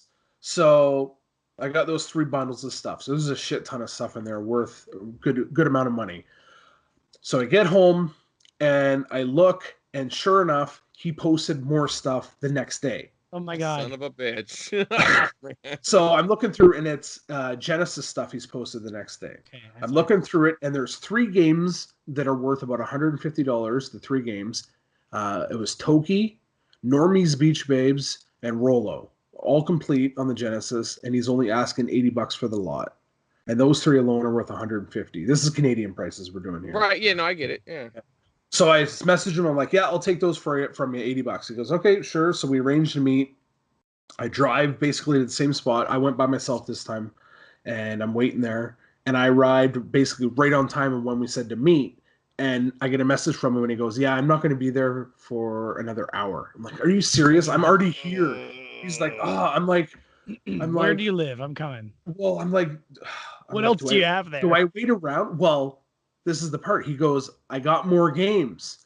I'm like, he's told me he's got more. I'm like, okay. I'm like thinking to myself, and I'm texting my wife. I'm like, well, I think I'm gonna wait. It's only an hour. I'm at a Tim Hortons. I'll get a coffee, and maybe I can pull the. Well, you made me wait. Give me a better. You got some leverage, right? I got some leverage. So he shows up. He apologizes, and he's like, "Here's the stuff we originally agreed on." And he goes, "Okay, so here's the other stuff I have." Pulls out another stack of Genesis games. There was like Earthworm Jim was in there, Landstalker was in there. There was a couple. There was actually, and the funny thing is the other lot of stuff that I got from him had a copy of Addams Family and the Genesis Loose. The case for Addams Family with the manual was in the other one. So he's just, I don't know where he's getting the stuff from. So I got a stack of parents' basement or something like that. Something, right? Yeah. Like he told me originally, he's like, this stuff came from Newfoundland. He said I got it from Newfoundland, and then he told me he got it from a buddy. So I don't know. So I got a stack of Genesis games.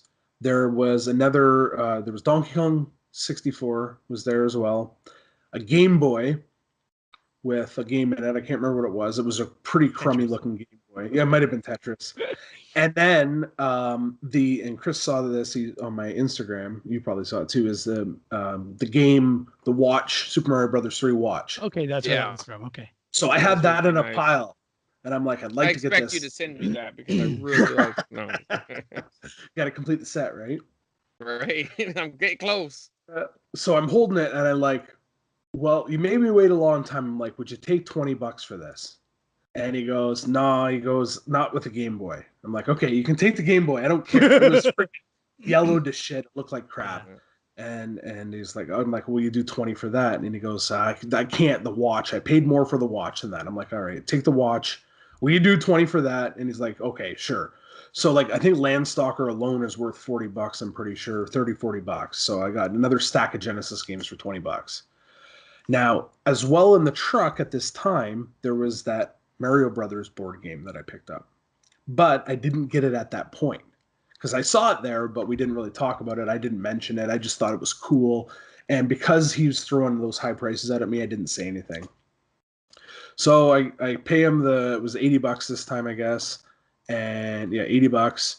And I leave and I get home and I told my wife and she's like, you need to get that board game. That thing's freaking cool. I know. See, that would have. Oh, I couldn't have left the board game in the watch. I would have been like, fuck the games. Give me that shit.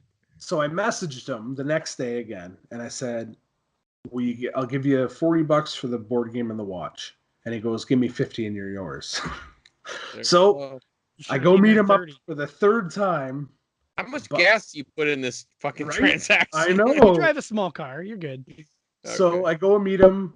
I actually drove further this time. He was meeting me about halfway both the other times. I actually almost drove the whole way to his place this time.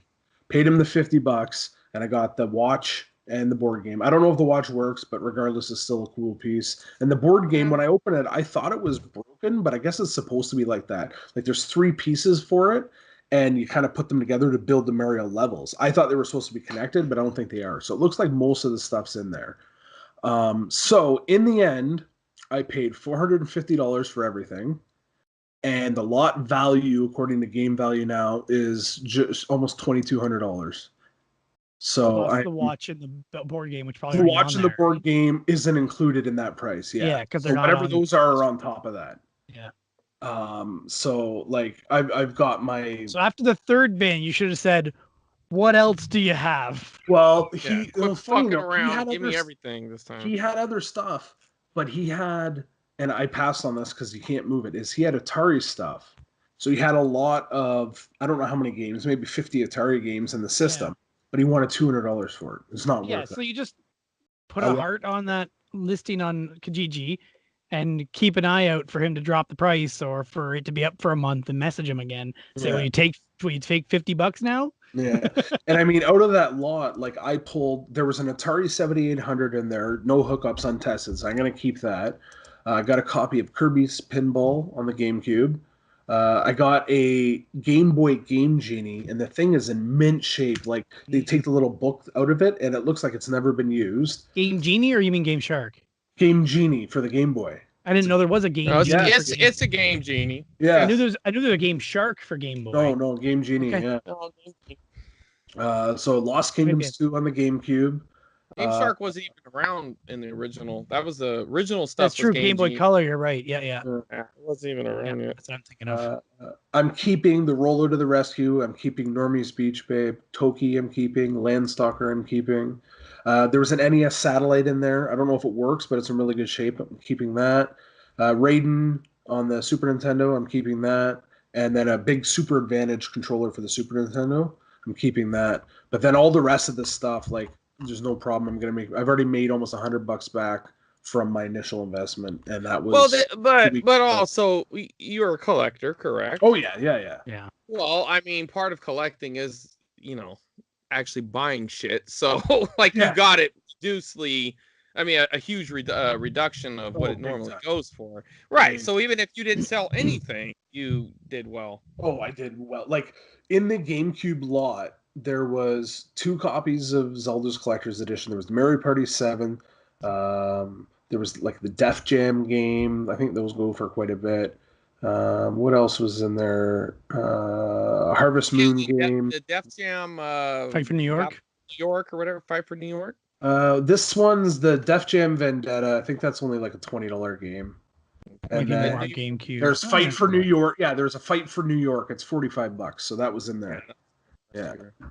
Good. So I'm ecstatic about this. This is probably my all-time best pickup I think I've ever had. Now you make me want to buy a big lot of games.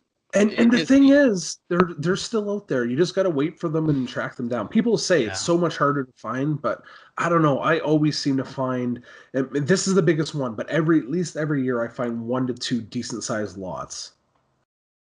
Yeah, I like the people who say that because it discourages other people. That's true, they keep saying that. They keep saying there ain't nothing out there. Every time I go to the swap meet, I see the half a dozen of the same people, and they're always telling me shit like that. Like, oh yeah, man, it's just harder to find. And it's like, then I go at 1:30 and I find a Halo Edition Xbox. It's like for $10. I'm like, I don't know, man. Maybe you guys ain't looking right because I find shit every single time. And even if it ain't game related, obviously it's kind of part of the show. We tell you about how you flip other crap. And, so you start to expand what you're looking for. Obviously it's best when you can just hit lots like you did. Cause then, the easiest thing to sell really is media. I mean, my listings, when I list Nintendo games, they just sell quick. Any sort of media usually is the first thing that goes, but,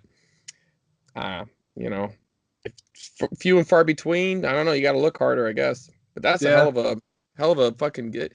Just sucks that he strung you along for 4 transactions. Or the thing, not only that is, I think I needed to play her. I'm a quote unquote nice guy. I think I needed to play a little bit more hardball. I think I could have got him his price at every time. You never. Yeah, I think I you could never have got said, him well, down a would little you bit consider 125, right? more. Like that kind of. Yeah. Like I didn't mind the first lot. I didn't mind paying the 150 because I agreed to that beforehand before we even met. So I then, knew. Then with the way Chris works is sometimes you pay up front, or the way Chris has mentioned, you pay up front, and then later on they might be more willing to make a negotiation or make a deal. Yeah. Come down. And he's got my contact information. I refer to it as paying the price of admission. So you get in the first time, you let them think they won the first battle, even though you did, but you let them think they win. It is not. I mean, the thing is like I don't want it to come off as like he got the money he wanted. Exactly, but I mean, at some point though, the negotiation would come into play. Like I don't think you did anything wrong because I think you got a hell of a lot. I saw the stuff that you got or the stuff that you posted. Fucking awesome, but like I would have probably tried to bundle that second deal on the first trip. When it was like 150 and all that, I'd have been like, but you actually still kind of did that because you got that next part for 50, so that was really your bundle right there. Yeah. But I probably would have been a little more aggressive on that, but then that could have cost you on the later lot. Some people get turned off by that, and it's the skinning the sheep or shearing the sheep. You know what I mean? So you sheared it instead of skin it. You know what I mean? Yeah. I think you did well, and especially because the fact that you're happy with what you purchased. So. Oh yeah, for sure. I added a bunch of stuff to my collection, and I'm gonna make some money off of it. Yeah, the watch that I bought, it wasn't working initially, but it was just a dead battery. Most likely, there's 2 reasons why. It's either got wet and it's not going to work for you at all, or it's a dead battery, and the most likely of the 2 is the dead battery. Yeah. So. And even if let's say it doesn't work, the parts alone, or like the band and all that, if it's in good shape, I don't care. It looks awesome. That's all I care. Right, about. but I mean, like if you came across another one later on, you could sell. You know what I'm saying? Like you could even recoup the buy later on. That's why I was like, I'll pay $20 for this Tetris watch. Why not? If it works, great. If it don't, I'm sure the band alone's got to be worth $20 to the right person. Yeah, exactly. But now I'm shopping. So is CJR in your area? No, he's in my area. Oh, that's why you. Bill's in my area. It's me and Bill. I don't know the guy CJR. He seems like a nice guy, but I was watching his game tour collection or game collection tour the other day, and it's funny because he's like 95% of everything in this room is free. I got it from flipping stuff, and I didn't pay for any of 95. I was like, all I can think is like, he's like, nothing came from family money. I was like, that's what you tell your wife. You know what I mean? I get what you're doing, CJR. I do want to see proof. I know he does get some really good deals, and he definitely sells a lot of stuff, but sit on that. He's got too much stuff. And I'm not saying it's wrong. If he excluded his modern consoles, I could see more of it being true. He said he had over 5,000 games and 95% of it was free, and I just call bullshit on that. I could tell you like a shitload of my stuff, if I broke it down, was free or very severely reduced. I can prove that all of mine has been free, and I've made over $500 profit. Right? I can prove it. Fair enough. Fair enough, but I don't have 5,000 games in the comparison of right. Yeah, and he's a hyper collector. You can see that by the size anything he doesn't have, he keeps. That's right. Everything he keeps, everything he doesn't, and he buys. And granted, I've seen, I watched some of his, game chasing type videos, and he does well. I mean, the guy doesn't not do well. I've watched his technique. I've made deals with him. I like the guy. I'd love to have him on here sometime. It just. He's impossible to get a hold of. I basically have to run into him at a garage sale. Let me see his spreadsheet. That's all I'm saying. Yeah, I know he doesn't track it. I know you got one going on because I see you looking at something. You must be on your computer, right? Yeah, you're over there. Yeah. I bought it on this date, on this time. and Derek and Q Dog. Yeah. Joe's got a spreadsheet too, doesn't he? He cooks his books, but he's got a spreadsheet. Wow. You gotta do happy wife, happy life, man. You gotta. No, he's cooking his books to fool Bill. That's all. Oh. Well, that makes it even funnier. That does make it funnier. You were gonna say, Hudge? I was just gonna say, my New Year's resolution this year, even though I don't like the word resolution, is to keep better inventory with spreadsheets. Like, I have my spreadsheet here of all the stuff I got here, but when summertime rolls around and I start yard selling, stuff gets mixed together and I forget what I paid for what, and then I lose track of it, and then there's just so much coming in and going out that I just start losing track of it. I know I'm always ahead of the game. Yeah. I want to try to keep a really running total. To me, where I do well with it, the reason I have a really good recall on what I buy and kind of how much I paid for it, and at least I'm pretty good at that. But with my Instagram, originally I used to only kind of show just like the game related pickups, but now I just kind of pile it all in the pic. It might be in the background, but it's a good history for me because I could go back later and it's a journal. I go back, okay, I bought this on this day, and then also eBay is my other journal because I can go through my sold. Now, granted, after 6 months it goes away, but at that point, if I haven't sold it by then, it was kind of a dead item to begin with. So I just reduce it and move it, or just delist it or whatever. Yeah, but.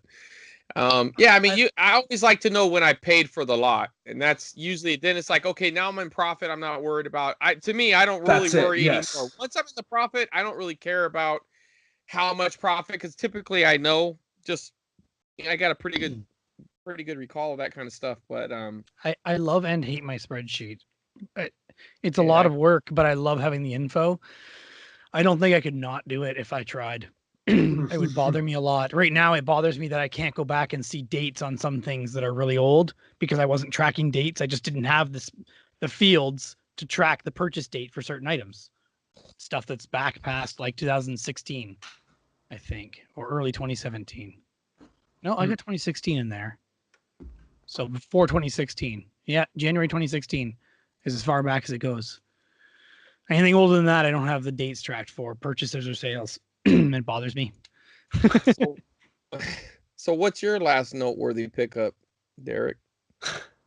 I haven't picked up much at all. I've mostly sold stuff. I bought some stuff. Where's my purchases here? What do we got? So I got a free Xbox 360 USB controller receiver for PC. That was free on Kijiji. I was close to my work on my way home from work, actually. I picked up an Ouya controller for $15. Woohoo! Oh, jeez. That was in the wrong spot. That was in the wrong spot. That was in the wrong spot. I bought two adapters for. Oh, where are they? For my X Arcade controllers. I bought two more adapters for them, so that I can hook them up to what is it? PS3, original Xbox, PS1, PS2, Wii, and another Xbox? No, that's not Xbox. Dreamcast. That guy had it written in wrong in his eBay ad. I bought those on eBay. The guy had them listed for, I think he had $70 each. No, 60 each adapter and then 20 shipping on each. And I messaged him and said, would you take 40 for each and 10 for each for shipping and combine them? And he said, sure. So that's good.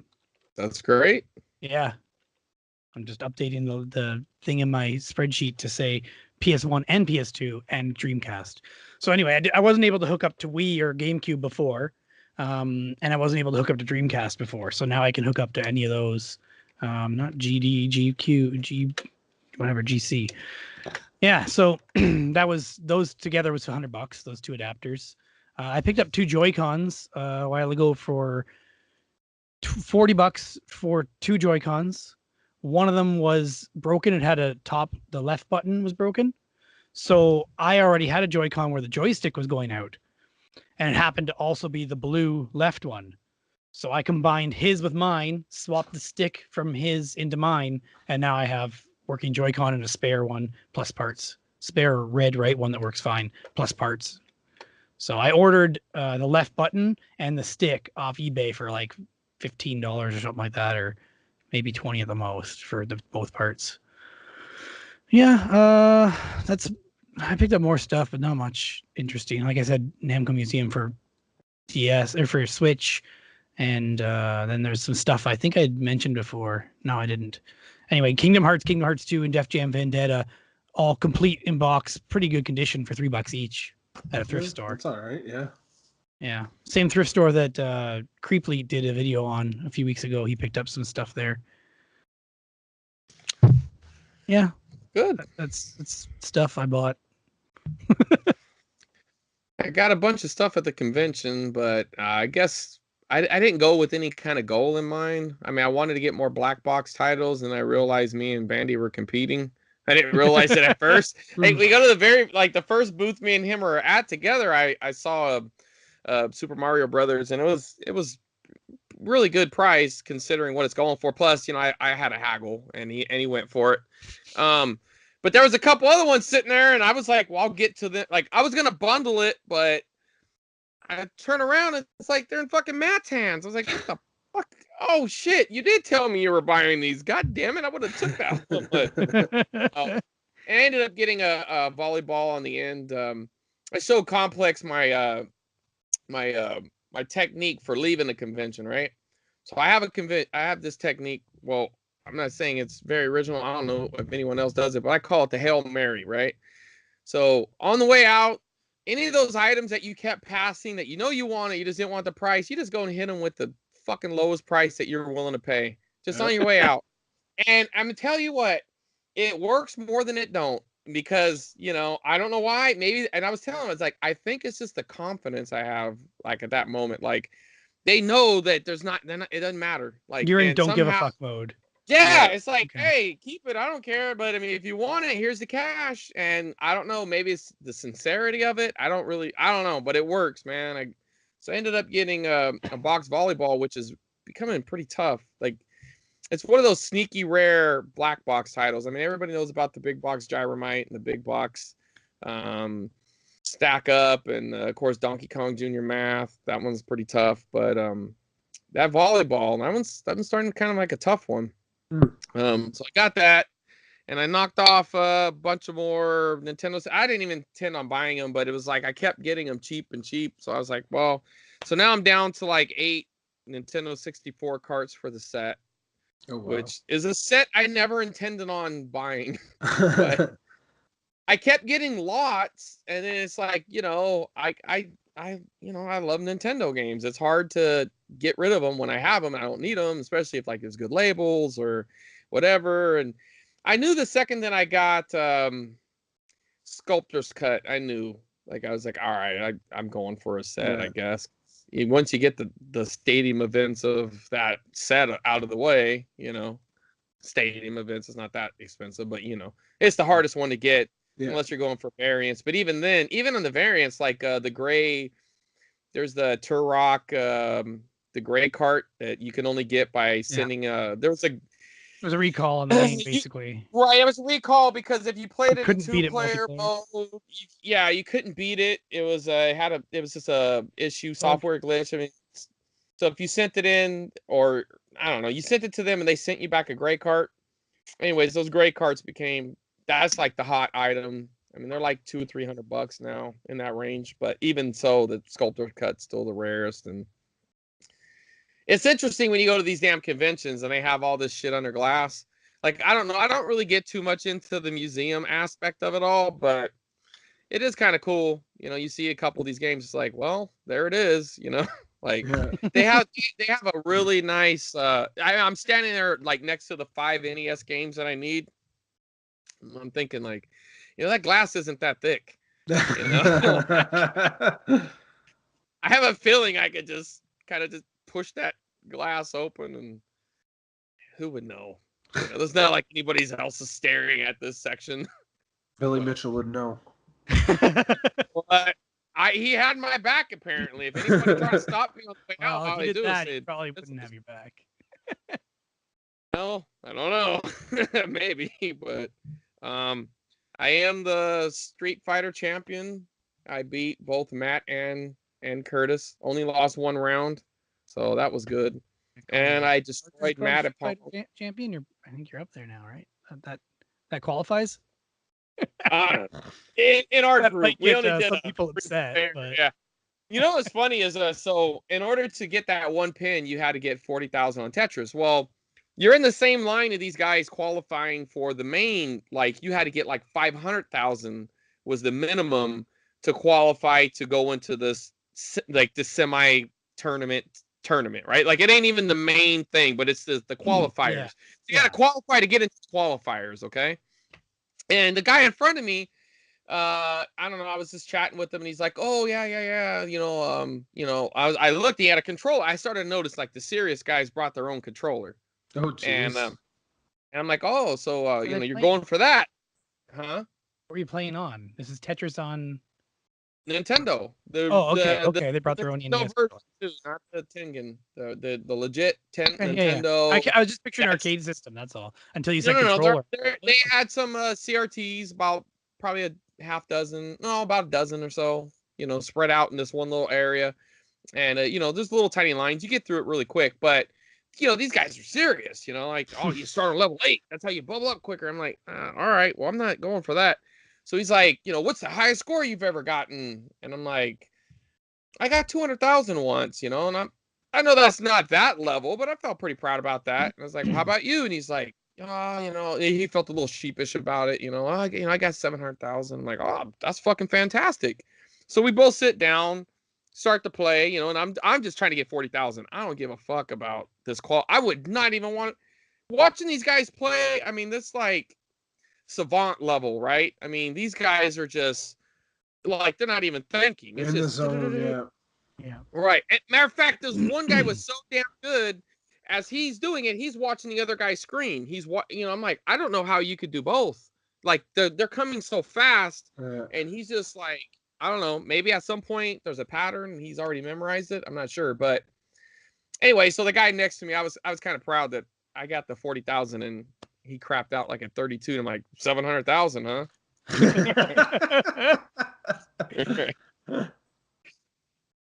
good. So, yeah. But anyways, it was mostly just I got some manuals. Before the convention, I had a couple cool pickups. Got some Atari games I was looking for, a bunch of manuals, and just trying to like finish off these little lists, these little mini goals. But I guess like the big, I don't know. It's not even that. It's not rare or expensive, but this was the one I was probably the most happy with getting. A pretty clean copy of Mario Brothers with the little hang tab still intact and pretty good condition. And I finished up my I don't know, another goal I had at one point. I mean, I guess I still have the same goal, but I wanted to get all my childhood, like the ones that I got brand new as a kid. And I finished that off with Russian Attack. And man, this damn thing is minty mint. Like you look at the back, like I mean, it definitely has never been messed with. Yeah. Really good condition, so I was happy about that. I got this for a birthday one year from I don't know, my godfather. I don't know if we ever went through the actual. I don't know. I don't go to church, so I don't know if he would actually take me if my parents died or not. So I guess that's the rule, right? If my parents die, he's supposed to be my dad now. Yeah, something along that line. Yeah, my parents always said that, but I don't know if that's true. Yeah, I'm pretty sure my other aunt and uncle would have taken all of us. All right. Well, let's take a quick break. Hi there, I'm Travis. You might recognize me from the Polykill podcast, or as the voice in your head that tells you it's okay to have one more cookie. It's okay, just one more. I'm here to promote my favorite podcast, Flock Talk, hosted by the Flock of Nerds. Chris, Miles, and Catherine are more than just three friends who started a podcast to reminisce about the recent movies, TV shows, or games they've experienced. No. This is different. It's a little bit different. Yeah, go ahead, take another. Flock Talk is good, witty, and lighthearted fun that you're sure to enjoy, with the only drawback being the podcast is only released monthly, so you'll have to wait a few weeks between episodes, but trust me, it's almost worth it. You want another? Sure, do it. If you're a member of the Cartridge Club and you haven't heard Flock Talk, what are you even doing? And if you don't participate in the Cartridge Club, how did you get here? How are you hearing this ad? Where are my manners? Welcome. Have another cookie. Be sure to search for Flock Talk wherever podcasts are found, and then visit the cartridgeclub.org forums to interact with the crew and the rest of the creators in the club. We have cookies. And we're back. Okay, next section is something you're selling Anything at all? I mean, we kind of already covered a little bit in what you're selling through some highlight above, but let's just go with it. Hodge, you got anything you're selling you want to mention? Yeah, I mean, just most of that stuff from the lot that I'm not keeping. I actually, when I traded all that stuff in, I kept a bunch of Wii stuff I had because it was the more sought after Wii stuff, and I didn't want to trade it in because I knew I wouldn't get the quality I wanted from it. So those I'm selling, and back to just random eBay stuff. I still have a bunch of stuff that I just need to post, but I just haven't done it yet. Kind of all the stuff I've already talked about. It's funny, looking through my list, I actually have a game that I've still been trying to sell for at least 2 years, I think. I got it when Miles and Fraser and I went yard sailing. Okay, yep. And it's the GTI Club Super Mini Fiesta for the Wii. Okay, yeah. I have it factory sealed, and I still have yet to move it. And it's actually gone down in price since I originally got it. Damn. Is it on eBay or not? It was on eBay. I think I took it down, but I might have put it back up. I can't remember. But and you list yours available for the States, right? Oh, yeah. Okay. Yeah. So that's like a $40 Canadian. Yeah. It used to be closer to 100. Damn. Yeah. Yeah, there it is. I'm seeing 49. This is probably just not long enough of a time frame. Is that Chris? Anyway, okay. Next is me. So I have a bunch. Actually, I had them stacked, but I don't have them around here now. I should get the list up. A bunch of sealed original Xbox games. Where the hell are they? Anything good? The best one was, which sold, Silent Hill, The Room. Yep. Silent Hill 4, The Room. If I can find it in the list. Oh, that was it. There we go. And the next best one is Haunted Mansion, Disney's Haunted Mansion. That one sells. I don't know what the hell price was. That was like $50 or $60 sealed. And then there's American McGee's Presents Scrapland. Yep. That was another one of the better ones. And then for some reason, Tony Hawk's Underground sells for like $35 sealed. I don't know why. Really? Yeah. The complete copy seems like it was worth nothing, but then the sealed were up quite a bit more than you'd expect. But I have those, and then Beatdown Fists of Vengeance. I have 2 copies of that sealed, and ESPN NHL 2K5 sealed. Oh yeah, there you go. Yeah, so I have all those. I bought a lot of games from a guy. I think it was $40 for all of them, and I got 14 games from him. I'm just double checking my numbers. Yeah, $40 for 14 games, and most of them, if not all, were sealed. No, they were all sealed. Doom 3 was in there, and Mark Echo's Getting Up, Contents Under Pressure. Taito Legends was in there, and Tecmo Arcade Classics, or Classic Arcades, was in there. And so far, the ones that I sold Taito Legends on eBay for $20 profit. That's after expenses and everything. And then the other ones I've just taken to game stores so far, and they give me nothing. Like $1.33 is the highest. Yeah. But the other ones I've kept, I don't want to sell them to a game store when I know they're worth way more. So there was a guy who was going to take them. That guy I was mentioning before we started recording. Yeah. He was going to take all of them. Plus I have a sealed copy of Project Gotham Racing 4 for Xbox 360. He said he wanted all my sealed games, and he was going to pay. I said they added up to $110, and I'd sell them for $90 just because I know he's a reseller. And I'm like, whatever. He can sit on them for a while, right? Yeah. I don't think he sells online. He only sells locally, as far as I can tell. But he failed to show up because he's douchebag. Yeah. So he said he didn't have the money anymore. He emailed me this morning when he was supposed to be coming today and said, I don't have the money anymore. Fucking guy. But I should be able to make way more than that off of them. Like, Silent Hill is pending sale to somebody. Yeah, that would be your biggest bet there, that one for sure. Yeah, so it's set pending sale. I'm giving a buddy of mine a deal.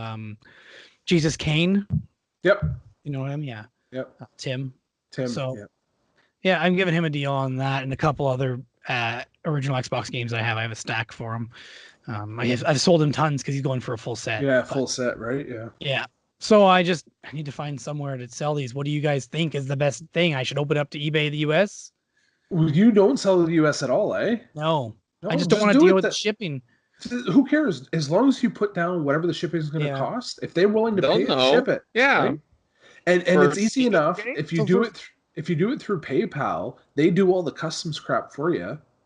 All you have to do is put in whatever those codes are. You just look those up, and they do all. It's easy. And I never visit a post office unless I'm dropping stuff off. You mean for the HS codes or whatever they are for telling what the item is? Yeah, for the importing stuff, right? Yeah, exactly. Yeah. Stuff. So there's literally a website. And you type in what it is, and it tells you what code. So it's easy. I suggest doing it. I should, especially for those sealed original Xbox games, because somebody in the States probably is going for a full set and would love to have them sealed. Yeah. They also have the French manual attached to the back, so they're sealed with the Xbox seal on the end, but then they're also shrink wrapped with the French manual attached to the back. Yeah. Yeah, I gotta do that. I was really hoping not to have to sell them to the States, but yeah, but that's a niche thing, man. You want to get max value for it. Yeah. The other thing is I could contact VG Collectaholic, since he just finished his Xbox set, and ask him if he knows of a good place to get in touch with people who want them, because he might know people in a forum or something like that. Maybe he'll want them sealed. It's possible, but he already completed his set, didn't he? Yeah, but maybe he'll want the sealed ones if he's not going to play them. You got to go to the next level. Yeah. Yeah. Yep. All right. That's something I'm selling. So what about you, Chris? Anything you got selling? It's just the same crap I've already had listed. I got a couple items I want to list, but you know what? Forget that, because this is the same shit. But I did forget that I did get the last PAL game that I needed other than Mr. Gimmick.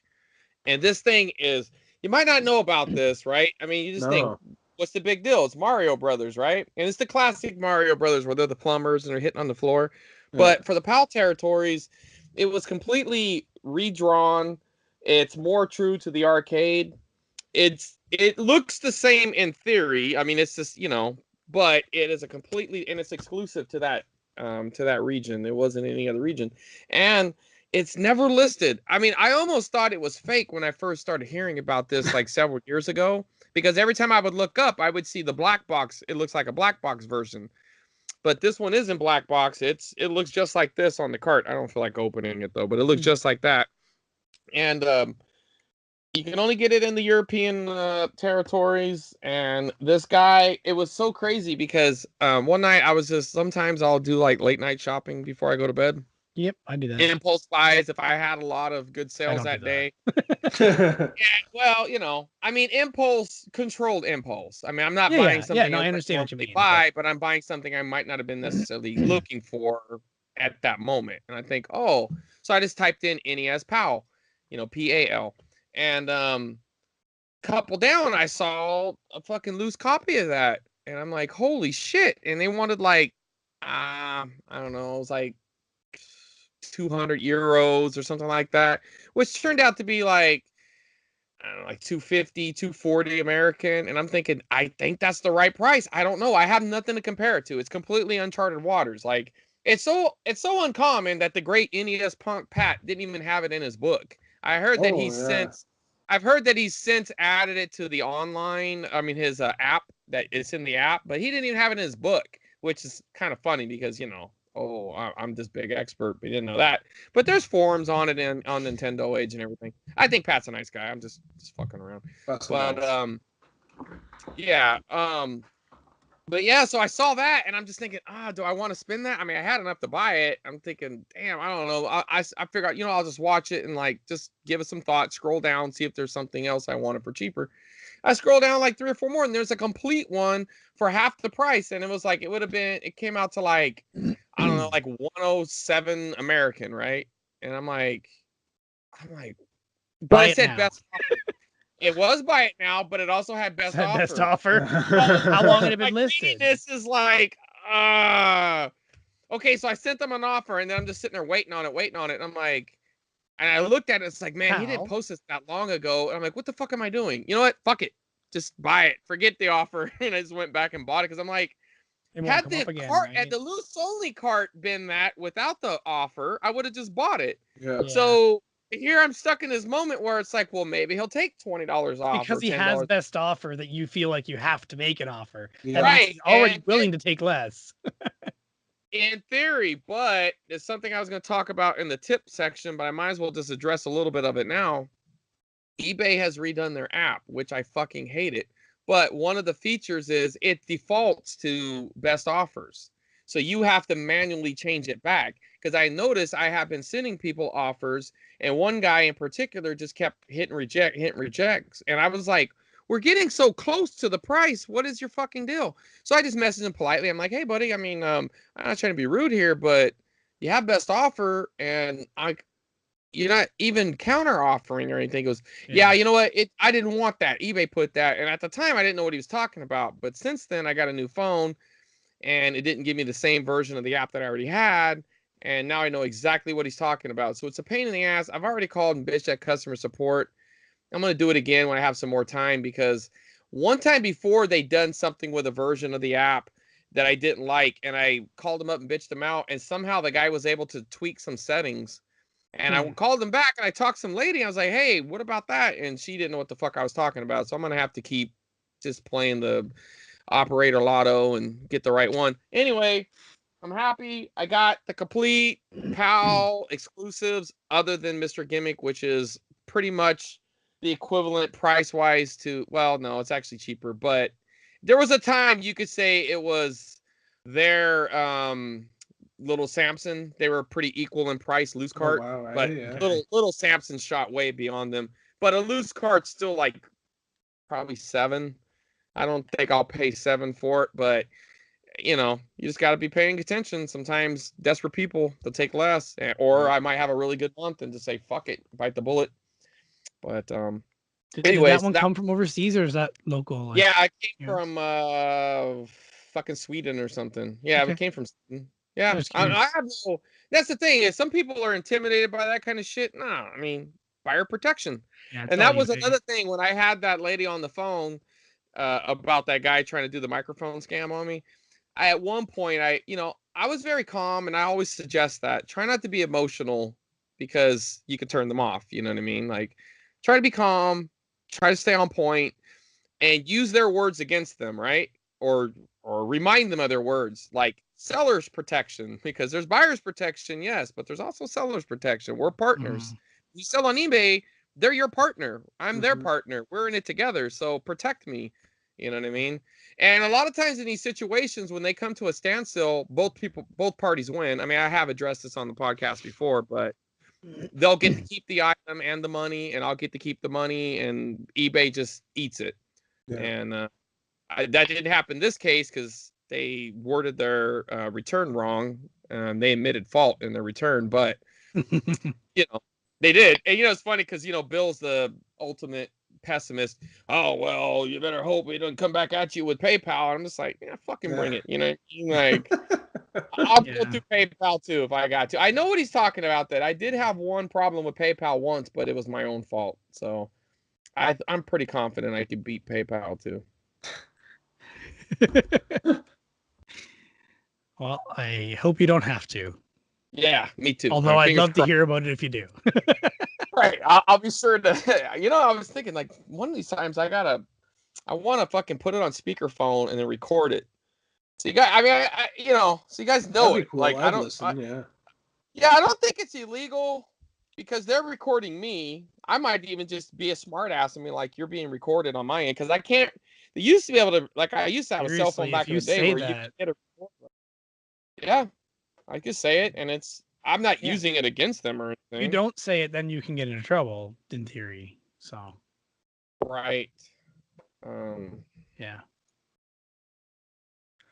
All right. Well, so next is the tip corner. Go ahead. Don't start with me. I got to take this call. My daughter's calling. Yeah, I'm not starting with you. You're not first. Perfect. If you had the document up, and you know. I don't.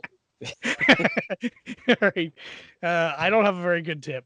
My tip is, if someone comes to buy an Xbox 360 power supply off you, and they tell you that the LED light on their power supply is red, then they probably had red ring of death on the system, and don't bother testing another power supply, because I've had 2 people come to test a power supply for Xbox 360 that say their power supply has a red light, they need a new one, and both times their system actually has red ring of death. Oh, really? It wasn't a big deal because they were both so nice, and they gave me the heads up front. Yeah. And I'm like, sure, no problem. Come over and test it out. I don't mind. And I have 2 spare power supplies I need to sell. Plus, I have a third one that's on my own system that I can just plug in that I know works. So it wasn't a hassle. It was just I could have saved the time, their time and mine, if I had known. And both of them had the white original Xbox 360s. Yeah. Yeah. It's a tip. Could save some time.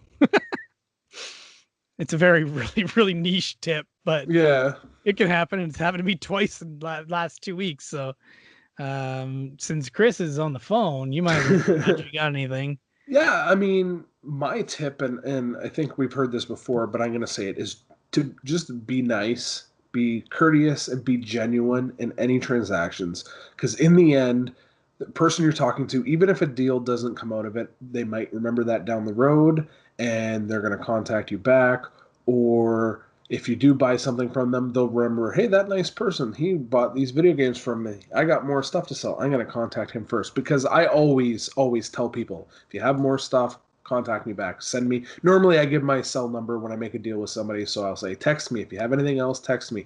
There was a deal never came from this, but during the summer, we were out yard sailing, and I asked at every single yard sale, hey, do you have any video games? And the girl goes, I have some N64 stuff at home.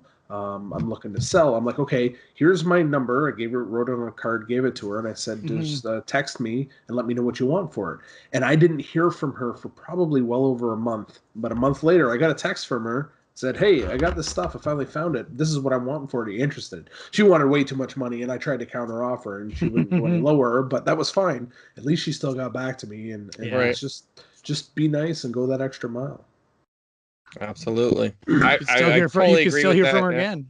You never know. Yeah, exactly. I mean, she's doing spring cleaning this year. She might be like, I got that guy's number. I should just give it to him for the price he wants. Yeah, exactly. Interesting enough, I had a interaction with a lady at a yard sale. She was selling some old board games, and I was asking her, like, whose were these yours? And she goes, no, they were my son's, which I kind of knew, but I was just, kind of joking around because she was like substantially older. And so I was like, well, you got any more of his stuff? And blah, blah, blah, blah, blah. And, I might have this, I might have that, like I'm thinking toys, electronics. And it was so funny because when I said electronics, she's just like, what do you mean by electronics? I was like, anything electrical, anything. I don't care. Anything that he would have had, like video games or TVs or radios, anything. I don't care. You tell me what you got. So I gave her the number, and I hadn't heard back from her, and I totally actually forgot all about her. And one day I was at work, and I got a random call from a town I don't normally get it's a local town, Hanford, but I normally don't get calls from there. I'm thinking, this is weird. And it was her. And she's just like, I just want you to know, I still have your number. I'm still not ready yet, but I haven't thrown it away. I just wanted to make sure you were still interested. I'm like, yeah, sure. So it still hasn't happened yet, but part 2 is happening. Yeah, the dialogue is going. Yeah. Right. Yeah, it's still rolling. But really that being nice and being willing to give your number, but I always like to take a step further. If it's something I really want, I kind of push the issue to get their number. You know what I mean? Sometimes I do it in a subtle way. I'd be like, here, let me just text you my number. You know what I mean? Yeah. That way, I'm making it sound like I'm giving them my number, but in reality, I'm actually getting their number. And I'm not going to be a dick. I'm not going to hound them. I mean, it'll be a pretty much a one. Hey, give me those games. Exactly. Are you ready to sell yet? Right. But it's a strategy because a lot of times we don't have pens, and it's what else are you going to do? Yeah. But if you give them the number, or if they want to take the number, I'll say just text me to make sure it goes through, and then you got their number. So that's kind of a tip for me for like if you're really interested in the item and you think because people get forgetful, and there's this other weird thing. It's not necessarily even forgetful, but I don't know. Some people might think it's awkward later on, right? Like, I don't know this person, and now I'm gonna call them out of the blue, because this lady was a little sheepish on the phone. You know what I mean? So it kind of you're taking control of the situation more when you got control of it. And I mean, especially if it's something you really want. Like a lot of times, like if I know it's something I really want, I'm not gonna leave it up for chance. Mm-hmm. Unless they're just, fuck off, then it's okay, fair enough. But if they'll let me worm my way in there, I'm going to, because you're more likely to get it done because you're the motivated party. A lot of times when it's something they don't have on them, they're not that motivated. They don't care. It's been sitting in a box in their garage. What the fuck difference in another year? But so try to get their number any way necessary, or find them on Facebook. What's your phone? I will find you. I have your address, know where you live, so I'll come back if I got to. And that is another thing I've done. I've actually I don't take pictures of people's homes, but I've taken a picture of like the intersection. So I'm like, because like I've had people tell me like they well, we're gonna have a yard sale in a couple of weeks or something. It's like, well, I won't fucking remember that shit, because when I go out yard selling, I'm covering a big area. I have a lot of multiple. I hit the same area a lot of times, but if someone tells me that, I put it in my calendar, the date, approximately when it's going to start, and the address that I'm at. I put it in my calendar. Well, I mean, and then when the time comes, if I'm not in the area, who cares? But if I've got time and I'm curious and I want to remember that, it's there in my calendar already. Well, that's good too. There's my tip. It's better than the Xbox 360. A little more stockish, but it's okay. It was an old lady who I swear said she was gonna have one next year. The next year she was gonna have a sale, and I put her address and everything in my calendar, and I just couldn't get the nerve to go up to her house and check it out, or maybe I was just busy. I don't remember. I did write it down, and I had her address and everything, and she said her son would be home, whatever, next year, and he's got a whole bunch of games. 1 year from now on this day. Next summer, because I think he was coming home from college or some shit. Yeah. All right, story time section. We're gonna start with Hodge, because we were gonna start, or we had to do Chris last there. I did my story. I talked the whole story about my big. You can leave that. That is my story. Your berry stuff is also a story too. So yeah, we got that to talk about still too. Chris, do you have anything else to say about your eBay sales, or your any buying you've done, or more about your convention? I was trying to think of some more little anecdotes for the convention. I think I covered most of it. I mean, it was good. Yeah, I think I covered it, but that's fine. Sorry. This section is a bust. You should have known we already covered it, Derek. We already covered. I mean, we kicked ass. We bought a bunch of games. We made deals. We made jokes. There was a lot of ball breaking. Curtis calling me old, me calling him short. There might have been some penis jokes and fart jokes. And you know what? Thankfully, I will say this. I was very grateful. Curtis wasn't gassy this time. Very grateful. Q Dogs know what I'm talking about. I was very grateful. So I don't know what his LA diet. Maybe it's because Layla was home. That could be it. Maybe she's got him on a better diet, and she makes an awesome. It's the first time I've ever had like Scottish oatmeal. I didn't even know there was a difference, but she made me some oatmeal in the morning. Just oatmeal with some scotch in it. If it was awesome. She put a little bit of honey in it, a little bit of blueberries in it, so that was really cool. Yeah, that was cool. And Layla went on the red carpet at the Golden Globes. We didn't. Curtis didn't, because he should at least get there so he gets mentioned. Like, yeah, no, I've seen him in those pictures before. He had the convention. He probably would have won if it didn't land on the same day. But gotcha, yeah. It's pretty neat though. It's I always pepper Layla with British questions, or stuff about what is it about this and what do they do over there. I'm like such a fucking tourist, you know what I mean? But I'm fascinated by it, and I love listening to her talk. I mean, I like the accent, but I just like that she uses proper English, and like she uses it. I'm just thinking, man, there's nothing about her because she's very smart, but even the dumbest person over there sounds intelligent. You know what I mean? Like she's intelligent, so she's got that going for her. But even the dumbest person over there, Right. Yeah, she is intelligent and she sounds intelligent. There's a reason why she did like a computer voice in a video game. Yes. And 'Cause she's done she some really sounds cool like stuff it. too. So she has other cool things coming out. So really cool, man. It was nice hanging out with them, and definitely cool hanging out with Matt. Like, I was really glad we had that time because he's such a cool dude, man. I mean, so is Curtis, no comparison, but you know what I mean. You've spent more time with Curtis, you already know. Yes, I was already sold on Curtis, and I wasn't on the fence on Matt. I just hadn't had that much time with him. You know what I mean? Like, we hung out at this little. We had that retro gaming swap meet we went to, and I bumped into him on the coast one time and hung out with him a little bit there. But this time it was really cool, man. We got to hang out a lot, and we've seen each other at conventions before, but it was just the circumstances were different. Was there a story behind that picture? Why weren't you smiling? Oh, okay. So, we had took several pictures. We had took several group pictures, right? And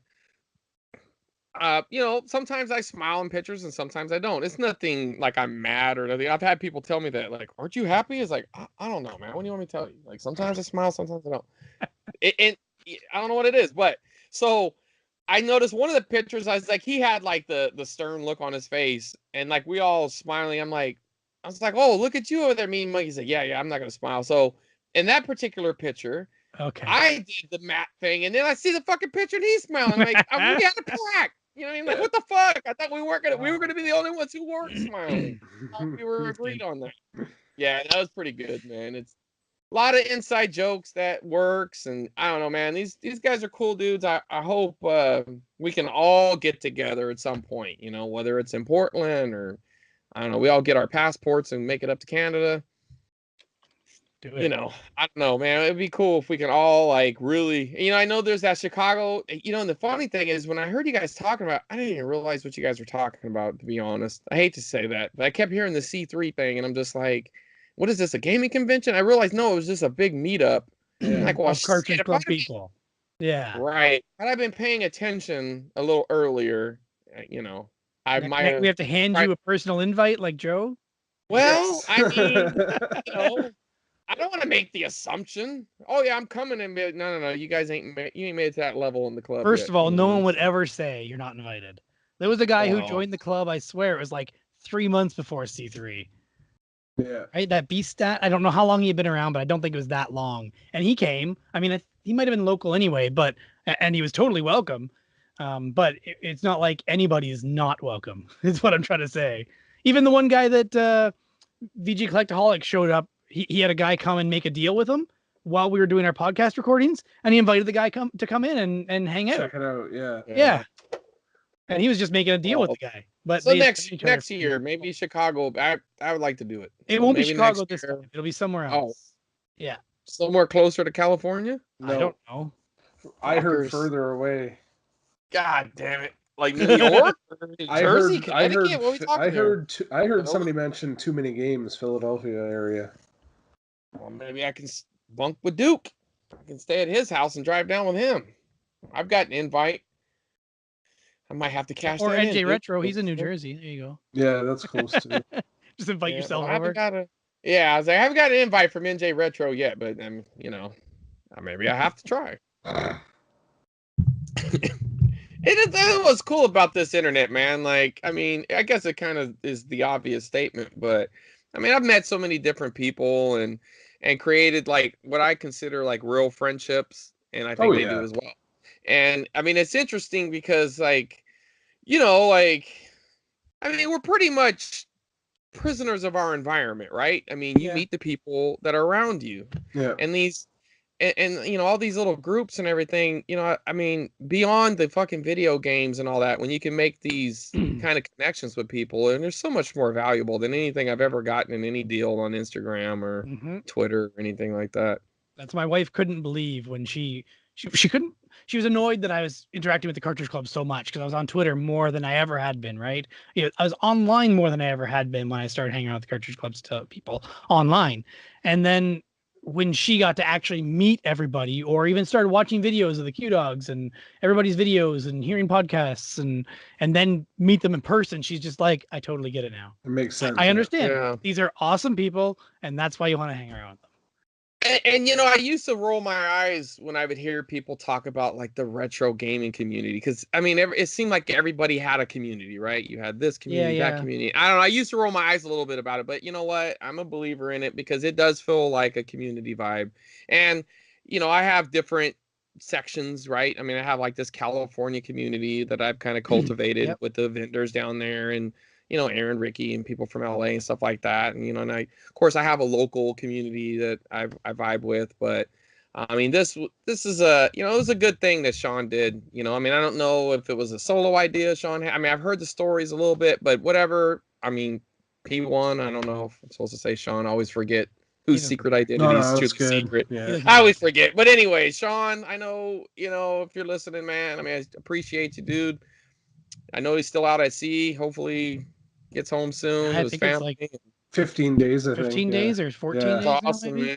Yeah. I mean, I check out his pictures all the time. It's like, dude, I mean, that's a tough amount of time to be away from your family, but he's seeing some beautiful things. Yeah. Oh yeah. Yeah. We got deep. Wow. Yeah. Come on, Cartridge Club plug is until the end. What are you doing? You're just mixing everything up here. And now he's reading Twitter. Well, all right. Exactly. No denial. Discussion topic, collection update is the next stuff.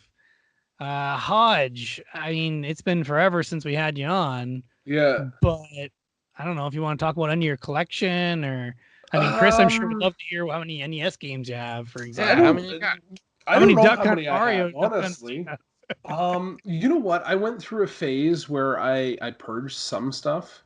I went through and I was like, you know what? I don't play this. I don't play this. I don't play this. I remember that. Yep. And I took them out and I sold them. I did it with. I sold off my TurboGrafx collection. Yep. So I had a TurboGrafx system, 2 controllers. Pretty sure I asked you how much you wanted for it, and I'm like, no, fuck it. Nope. Yeah. And like I had like Splatterhouse, I had 2 Legendary Axes, like I had all the really decent games. I didn't have Magical. I had a repo of Magical Chase. But I ended up, you know what? I hadn't played that system in well over a year, so I sold it off. I got rid of it. Now, my name's NintendoHodge for a reason. For the most part, Nintendo stuff I'm keeping. I did take some stuff out of my collection, like from my NES stuff, and it's more things that I know I'm literally never going to play again. It's just, the game's just not, I don't like it, so I got rid of it. You're not going to play Bill Elliott's Racing? Exactly, right? So, dude. I play that once a week. But I mean, I'm not hardcore collecting like I used to, and I haven't been hardcore collecting for a year. I still have my wants list, but even when I go to conventions, like if I do the Barrie show or go to a Toronto show or whatever, I'll look and I normally only grab maybe 1 or 2 things off my list. I don't want to spend the money for it now. I want to try to find it in the wild, or I want to get a lot of stuff and then get the money from that to buy it. So that's my thing there. Like the Lost Kingdoms 2 that I picked up just recently, that's been on my wants list forever for the GameCube. And there's been a couple times where I've been at a show where it's been at a reasonable price and I almost bit the bullet, and I got it in a lot now. Like if I hold out long enough, I'll get everything that I want, I think. Patience pays off, man. Yeah. Yeah.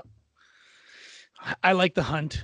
It's fun. Right? That's the fun part. Or challenge, even. Like, Eric just received his NES, or sorry, freaking Xbox One Connect, Xbox One X adapter, and he was looking for one, and I was watching for him for a while now. It's almost been a year, I think, since him and Musty first talked about that. It's just fun to try and find the deals, even if it's for somebody else. Actually, it's sometimes better when it's somebody else's money, but. Yeah, you haven't found a damn thing for me. You haven't told me what you want other than those N64. N64. Give me some of them. Give me some of them PAL box, them Canadian Mattel boxes. That's expensive. Or the Mattel, the variants. How about that? You know what? All right, I'll tell you what I really want. Tell me what you want. What you really, really want. What I really, really want. That red top Super Mario 3. Oh, really? I had one of those. I don't know if I still do. Purge it right to me. Well, let's get the purge going. See, I had one that was the red and one that wasn't the red, and I can't remember which one I kept out of the two, whether it's the red or the non-red. This is just the cartridge or the box? No, the cartridge. Well, the box is a little different too, but I don't care about the box. I just want the cartridge. It just has like a red top label or not? Like a little thin red line on it. Right.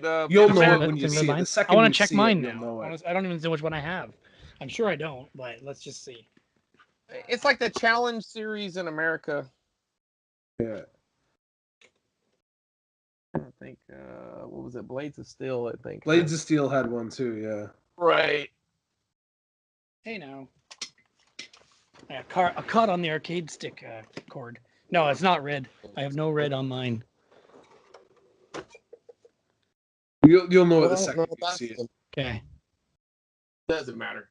I just want to try and find it now. But... If you come across it, grab it for me. Any of you Canadians out there? Hook me up. But the question is, how much? What's it worth? How much would I pay? Or how much should I put into it? Or I don't know. Like I'd probably go. Well, now see if I'll tell you off the air. I don't want anybody he'll pay this much. Yeah, that's. I'll tell you off the air. It's not that I'm just much. curious because if I do see it out there, be like, I'll give it to you for $10 Canadian. I'll be like, here's 20. I think it's only a $25 game Canadian, anyways. Yes, I think that whatever the value is, I don't know, just whatever. Anyways, look for that. I just like to know what I'm working with. Well, just figure out the market, man. You're in Canada. I'll figure out the American market for you. Yeah. I haven't you guys got those double circles on the black box? Those are kind of cool. On the black box titles, you have the double seal. Do we? Where we just have one. Yeah. Yeah, it's a PAL thing, but I think they're in your there's territory. The red line. I see the red line now. See how there's like the one and the PAL, there'll be two. I got one around. I think I've seen one of those red Mario 3s before. Let me grab a black box. Do I even have a black box? No, I don't have it. Oh, yeah. I think we've gone off the rails here, guys. Yeah, we're losing listeners, dude. Come on. That one doesn't count. Does Mario Duck Hunt even count as a black box game? No. Okay, because it's all black, like the black box games. You know what I mean? It's not the black box game, though. Yeah. But it didn't have a box, though. There's no box. Oh, there you go. That's the difference. Yep. Yeah, it's just the Mario black box game. Yeah, I don't think I have any black box games at all. All right. Hodge got to go, man. He's getting people are telling him he's getting antsy. Well, there's communication going on. I can read the room. Let's wrap this up. I thought I saw something earlier, but I never. Anyway. It's all right. Like with the. No. Right. The Mario watch. No, we're good. We're good. All right. I was gonna ask Hodge about Warp Zone. Yeah. So it's kind of dead, but kind of not really. I mean, I still have the Facebook page, so if you go to warpzonegames.ca, it'll take me to Facebook, and Instagram. I've actually just recently been posting stuff because that's the stuff I got from that lot. But basically, it was kind of a trial run for a year to see how things went, and I got a website through Shopify. So it was kind of expensive, so it's like almost $40 Canadian a month to pay for the website. And the only way you can pay is through credit card, so you can't even pay through PayPal or anything. It has to go on a credit card. All the transactions were 2.9% of the sale that they would get, plus 30 cents a transaction. Which is the same as eBay then. Yeah. Now, the thing that sucked when I did it is it was working great right away. There's a company that they use where all the credit card transactions go through it, and then that money is like deposited into my bank account within, I think, 24 hours or something like that. It was pretty damn quick. But literally not even a month after starting things up, I almost got like a cease and desist from Shopify. So the third-party company that they use to do the credit card transactions would no longer let me sell video games because I needed permission from Nintendo, from Sony to sell them because I'm selling their games. I'm like, they're used games. It's not like I'm selling new games. Yeah. But the companies, none of the companies, like the third-party credit card companies, would allow it. So I finally found one that would do it, but the problem is their fees, there was another fee stacked on top of that from this company, and it was like 7 days before I would get the funds after I made the transaction. Gotcha. So once that happened, I cut that out and I just strictly used PayPal. So the only way you could pay me is through PayPal. It made it a little bit more difficult for people because then they are seeing the PayPal page and they have to put their credit card in through PayPal. Like, you don't have to have PayPal to be able to do that, but it's a little intimidating for people, right? So that affected sales a little bit. And yeah, I mean, I did well. I don't know how much money I made. I know I made more money. I did have a track sheet, but that's long No gone. worries. Yeah. But I had a dude in Ottawa, and he still gets in touch with me. He actually wanted to buy a big lot of this new stuff off me. He must be a reseller because he's buying all the high-end stuff, and he's paying my value, and then he's reselling it where he is. Jesus. So I don't know where his margins are, but like, I'm selling him copies of Mario Kart 64 for like $45-50, and he's buying them Canadian. And shipping it? And you gotta ship it? Free shipping, because yes, that's true. He's spending over like $80-100, so I'll yeah. ship it for free, right? It only cost me $15-20 to ship everything. But he was gonna buy, I think it was like $600-700 worth of stuff off me, and he's like waiting on funds right now. So I'm kind of holding the stuff, but not really for him. Like, I listed it, and I told him if it sells, it sells. But if you get your money and you still want to buy it off me, you can. But he's paying what I'm asking. He's not asking for any money off of it, and yet I know he's buying it to resell it. But I think the market over there is probably a little more competitive or more higher prices. I've heard the same thing about Vancouver. That their prices are high. So most of my eBay sales are Vancouver people or BC, or you know what I mean? Like, they're buying Nova Scotia. Where else have I had? I don't remember anymore. But it's usually at Quebec. Yeah. All right. Well, but it was a cool experiment. I mean, I'm going to use the name, and I have the Facebook page, and I still have the URL and stuff. So I'll still post stuff there. And I actually switched my eBay page to be Warp Zone Games. Like, I'm using that as my eBay page now too. So. Okay. Yep. All right. Listener questions. We didn't get any listener questions. I didn't ask for any. There was two on Twitter. No, there is two on Twitter. What? There's two now? Yes. There's one because I tweeted from, out the picture? I don't know, but there's two of them. There's one from Mighty Q Dog, and then there's one from Kevin, Buried on Mars. Oh, I know what Kevin's going to be already. Yeah, well, we could let's just get past Kevin's real quick, because this is the jokey one. Can Hodgie move the date of the Barry Game Exchange so it doesn't fall on the same weekend as my mother-in-law's birthday? Can you do that, Hodge? I cannot, unfortunately. Okay, so can she move her birthday? Yeah, right. That's probably the easier thing. Work on your mother-in-law, Kevin. And from Mighty Q Dog, have you ever had to reject a request for a bro discount because the item was just too valuable on the open market? I've done the opposite, where a buddy, like, when Bill had those stream decks, and he told me what he paid for them. I'm like, I can't ask you to sell me that to me for that price, because they're worth so much more. You know what I mean? Mm-hmm. So I said I won't make you sell me at that price. So I've had that situation, and it sucked because I wasn't able to do it because of the investment I made. And if I were to have given that bro price, it would have not made my initial purchase worth it. And that is kind of the problem when you post your pickups. Yeah. There have been times where I've actually delayed the post to make sure. Then in case that happened, I'd be like, I'm sorry, it was already sold. You know what I mean? Yeah.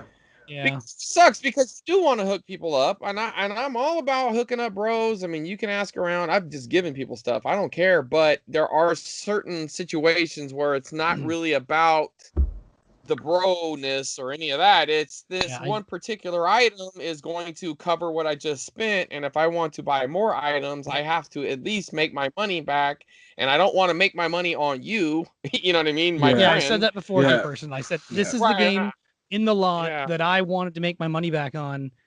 I don't think you want to pay what I'm asking for it. So I have done that before, but I'm straight up with it. I just tell them. I think honesty is the best approach in that, and hopefully, I mean, if they're a good enough friend, they're going to understand that. Yeah, it just sucks because sometimes they've done it for you, and now it's the payback, right? Yep. And that where it does get tricky, because sometimes, but then again, there's also the other aspect is, well, what is your goal? Is your goal to get rich? Can you just take the hit on this particular thing? Will they be happy? will it matter, right? Because I've hooked up a friend before, and then a few months later, they ended up selling the item, and I'm just thinking, you know what I mean? Like, that's my profit you're getting, motherfucker. You should give it back to me for the price I gave it to you at. Let me just sell it. Yeah. But it's a tricky situation, man. I think it really just depends on the person. But I mean, I've said no, but you say it in a nice way. Yeah. So that does wrap up questions. And Hodge, you have any answer for that? Or you kind of already? Yeah, I mean, I don't think I've done it. I think I'm more in the same boat as you, where I'll buy a lot and it'll be, I know this one game, somebody wants it, but that's the game I need to sell to make the money, because I'm not going to make the money off of golf and hockey. So, Unfortunately, I need to use that to sell. If I make my money back off the other stuff, well, then maybe I can give you the price on that if I'm still sitting on it. But it's more likely the big one's going to sell first anyway. Exactly. That's usually why you get like the 25 DMs about the same thing. I do find it ironic though, when you get the bro price request and it's like, but we're not really bros. No offense. I don't really know you that well just because we follow each other or whatever. I mean, we don't really know each other. I mean, we've never had any of this kind of communication with each other. And all of a sudden it's hook me up, bro. I remember before when I tried to get a hookup from you and you're just like, I'm just, you know what I mean? So, yeah. If you want bro prices, you best give bro prices. So that's the other end to that. Yes, that's the other part of that story. If this person doesn't give bro prices, just shut their ass the fuck down. You know what I mean? Don't feel guilty. So they're not a bro. No, they're fake bro. Temporary bro. All right. So I can't. The next part is the recommended content. My recommendation is the Giant Bomb Bombcast. They just did a section where they're going through their top games of 2018, and it was neat. They did five separate podcasts of the 5 different days of deliberation, where they came up with their list and then narrowed it down for all their games of the year and worst game of the year and best art and best music, all that kind of stuff. So it's kind of neat. I'm still going through them, but listening to how they come up with these lists, basically each person submits some and then they, narrow them down by what people each all like, kind of thing. It's neat. And I always like that podcast as well. Not just this time frame, but they're funny and seems like guys you could hang around with, just hang out with, right? All right. Chris, you got anything for a recommendation? Yeah, there's this, in America, we got this thing called the NFL, and this weekend there's like 4 really big games, and it's going to be cool. So I recommend watching them. The NFL, they really need your recommendation. Yes. They don't have enough. They need my recs. They're such an independent little thing. Get into it, man. I mean, will Patrick Mahomes continue this big year, this first year? Or will the role that Andrew Luck is on, will he keep it going? They've won 10 straight or 11 straight. Well, is Tom Brady now you're just wasting Chris's time. Go ahead. Anyway. If you want to talk hockey, I can talk for the rest of the night. That's no problem. Well, if you want to talk Sharks hockey, because the Sharks, they got a decent team this year. They're gonna do a push. I think they are. I like what I'm seeing out of them. I can't say I know. I'm not as into it as NFL, but I really do enjoy watching it, and that's the California team I've aligned myself with. That's a good choice. Yeah, I don't really dig the Ducks, and the Kings are a bunch of assholes. So, you got any recs? Any sort of recommendations? I'm going to toot my own horn here and recommend my podcast. You should. So, I should, yeah. So this is the Ramble, Record, Repeat podcast, or the R3 podcast. So we're on Podbean, we're on Google Play, and we're on iTunes. You'll see links I share all the time on my Twitter and stuff. But Fraser from PPG. Derek knows Fraser. You don't know Fraser, but Fraser is awesome. So we just kind of started doing this. We've got 4 episodes I think under our belt. We just recorded, we're going to record our 4th, I think. And it's fun. We're doing it once a month type thing. We may switch to bi-weekly. We're not sure, but we talk about whatever, hence the name Ramble, Record, Repeat. Our first episode was about travel and food and stuff like that, and we did a Christmas special where we talked about like Christmas movies and Christmas music and stuff. So yeah, I'm gonna toot my own horn and recommend that. I'll check it out. So is it just you and him? You guys Yeah, ever it's just do the two guests, of or us. that's just it? Just the two We're of you gonna and do you're guests. figuring it out? Like I said, we've only done 3-4 episodes. So once we get some more stuff and more comfortable on our belt, we're gonna do guests. We're gonna have some people on. So yeah. I wouldn't have Derek on though. No, either. No, Derek, hell no. He Derek, don't. He Derek wants his was structure. He mentioned. doesn't like going. He doesn't like going off script. You want to ramble? He don't ramble. I can ramble, but not when it's my podcast. Oh, let's see. Because if I have to keep things going, then I have to have a list. If I'm just shooting the shit, I can shoot the shit. All right, fair enough. I think I did all right last month with you running the show. You did. You did great. And that, yeah. Well, according to Joe, Joe messaged personally to say he was. Yeah. Well, according to my friend Joe, he really enjoyed last month's podcast, and True. I got a nice heartfelt message from him talking about how much he enjoyed it. A direct message. I guess apparently you do. Yes, direct. Well, that's the best kind. He doesn't need everybody eavesdropping on our private, personal friendship conversation. He doesn't need that. All right. Okay, so that's it. NintendoHodge at NintendoHodge on Twitter and NintendoHodge on YouTube. Check him out. Also Warp Zone on Instagram. Check out his stuff he has for sale and his warpzonegames.ca. Yeah. Zonegames.ca, yeah. And that'll forward you to his Facebook. And then Chris is at CWR2. That's CWR and the number 2 on Twitter and Instagram. I am Derek of Two Dorks, TWO Dorks on YouTube. And we are all friends of the Cartridge Club, cartridgeclub.org. Go check it out. Community of gamers, content creators, and collectors, and awesome people. Thank you. Cha-ching. It was nice to finally meet Chris and talk to him for a bit, too. So yeah. Well, he's cutting out like crazy. That's a great robot voice. You're glitching out there, Chris. His internet. It's all right. No, it was your internet. 5 megabit internet. Yeah, mine and Chris's both. Mine and Hodge's both screwed up at the same time. I didn't lose connection earlier though, right? But anyway, it doesn't matter. My internet sucks. It's California, but I do. I'm glad to get to meet you, Hodge, and appreciate you being on. If Derek's talking too much and going too long, just let us know. We can cut out segments. We can just cut out every time I talk. Right, we just cut him out. And just... Anybody actually need to take a break, bathroom or anything? No, drink, water. Okay. I'll turn it down. I'll turn it down, not off. I'll turn it down. Oh no! Well, just you get boring sometimes. No, I'm just joking. I have to have something on.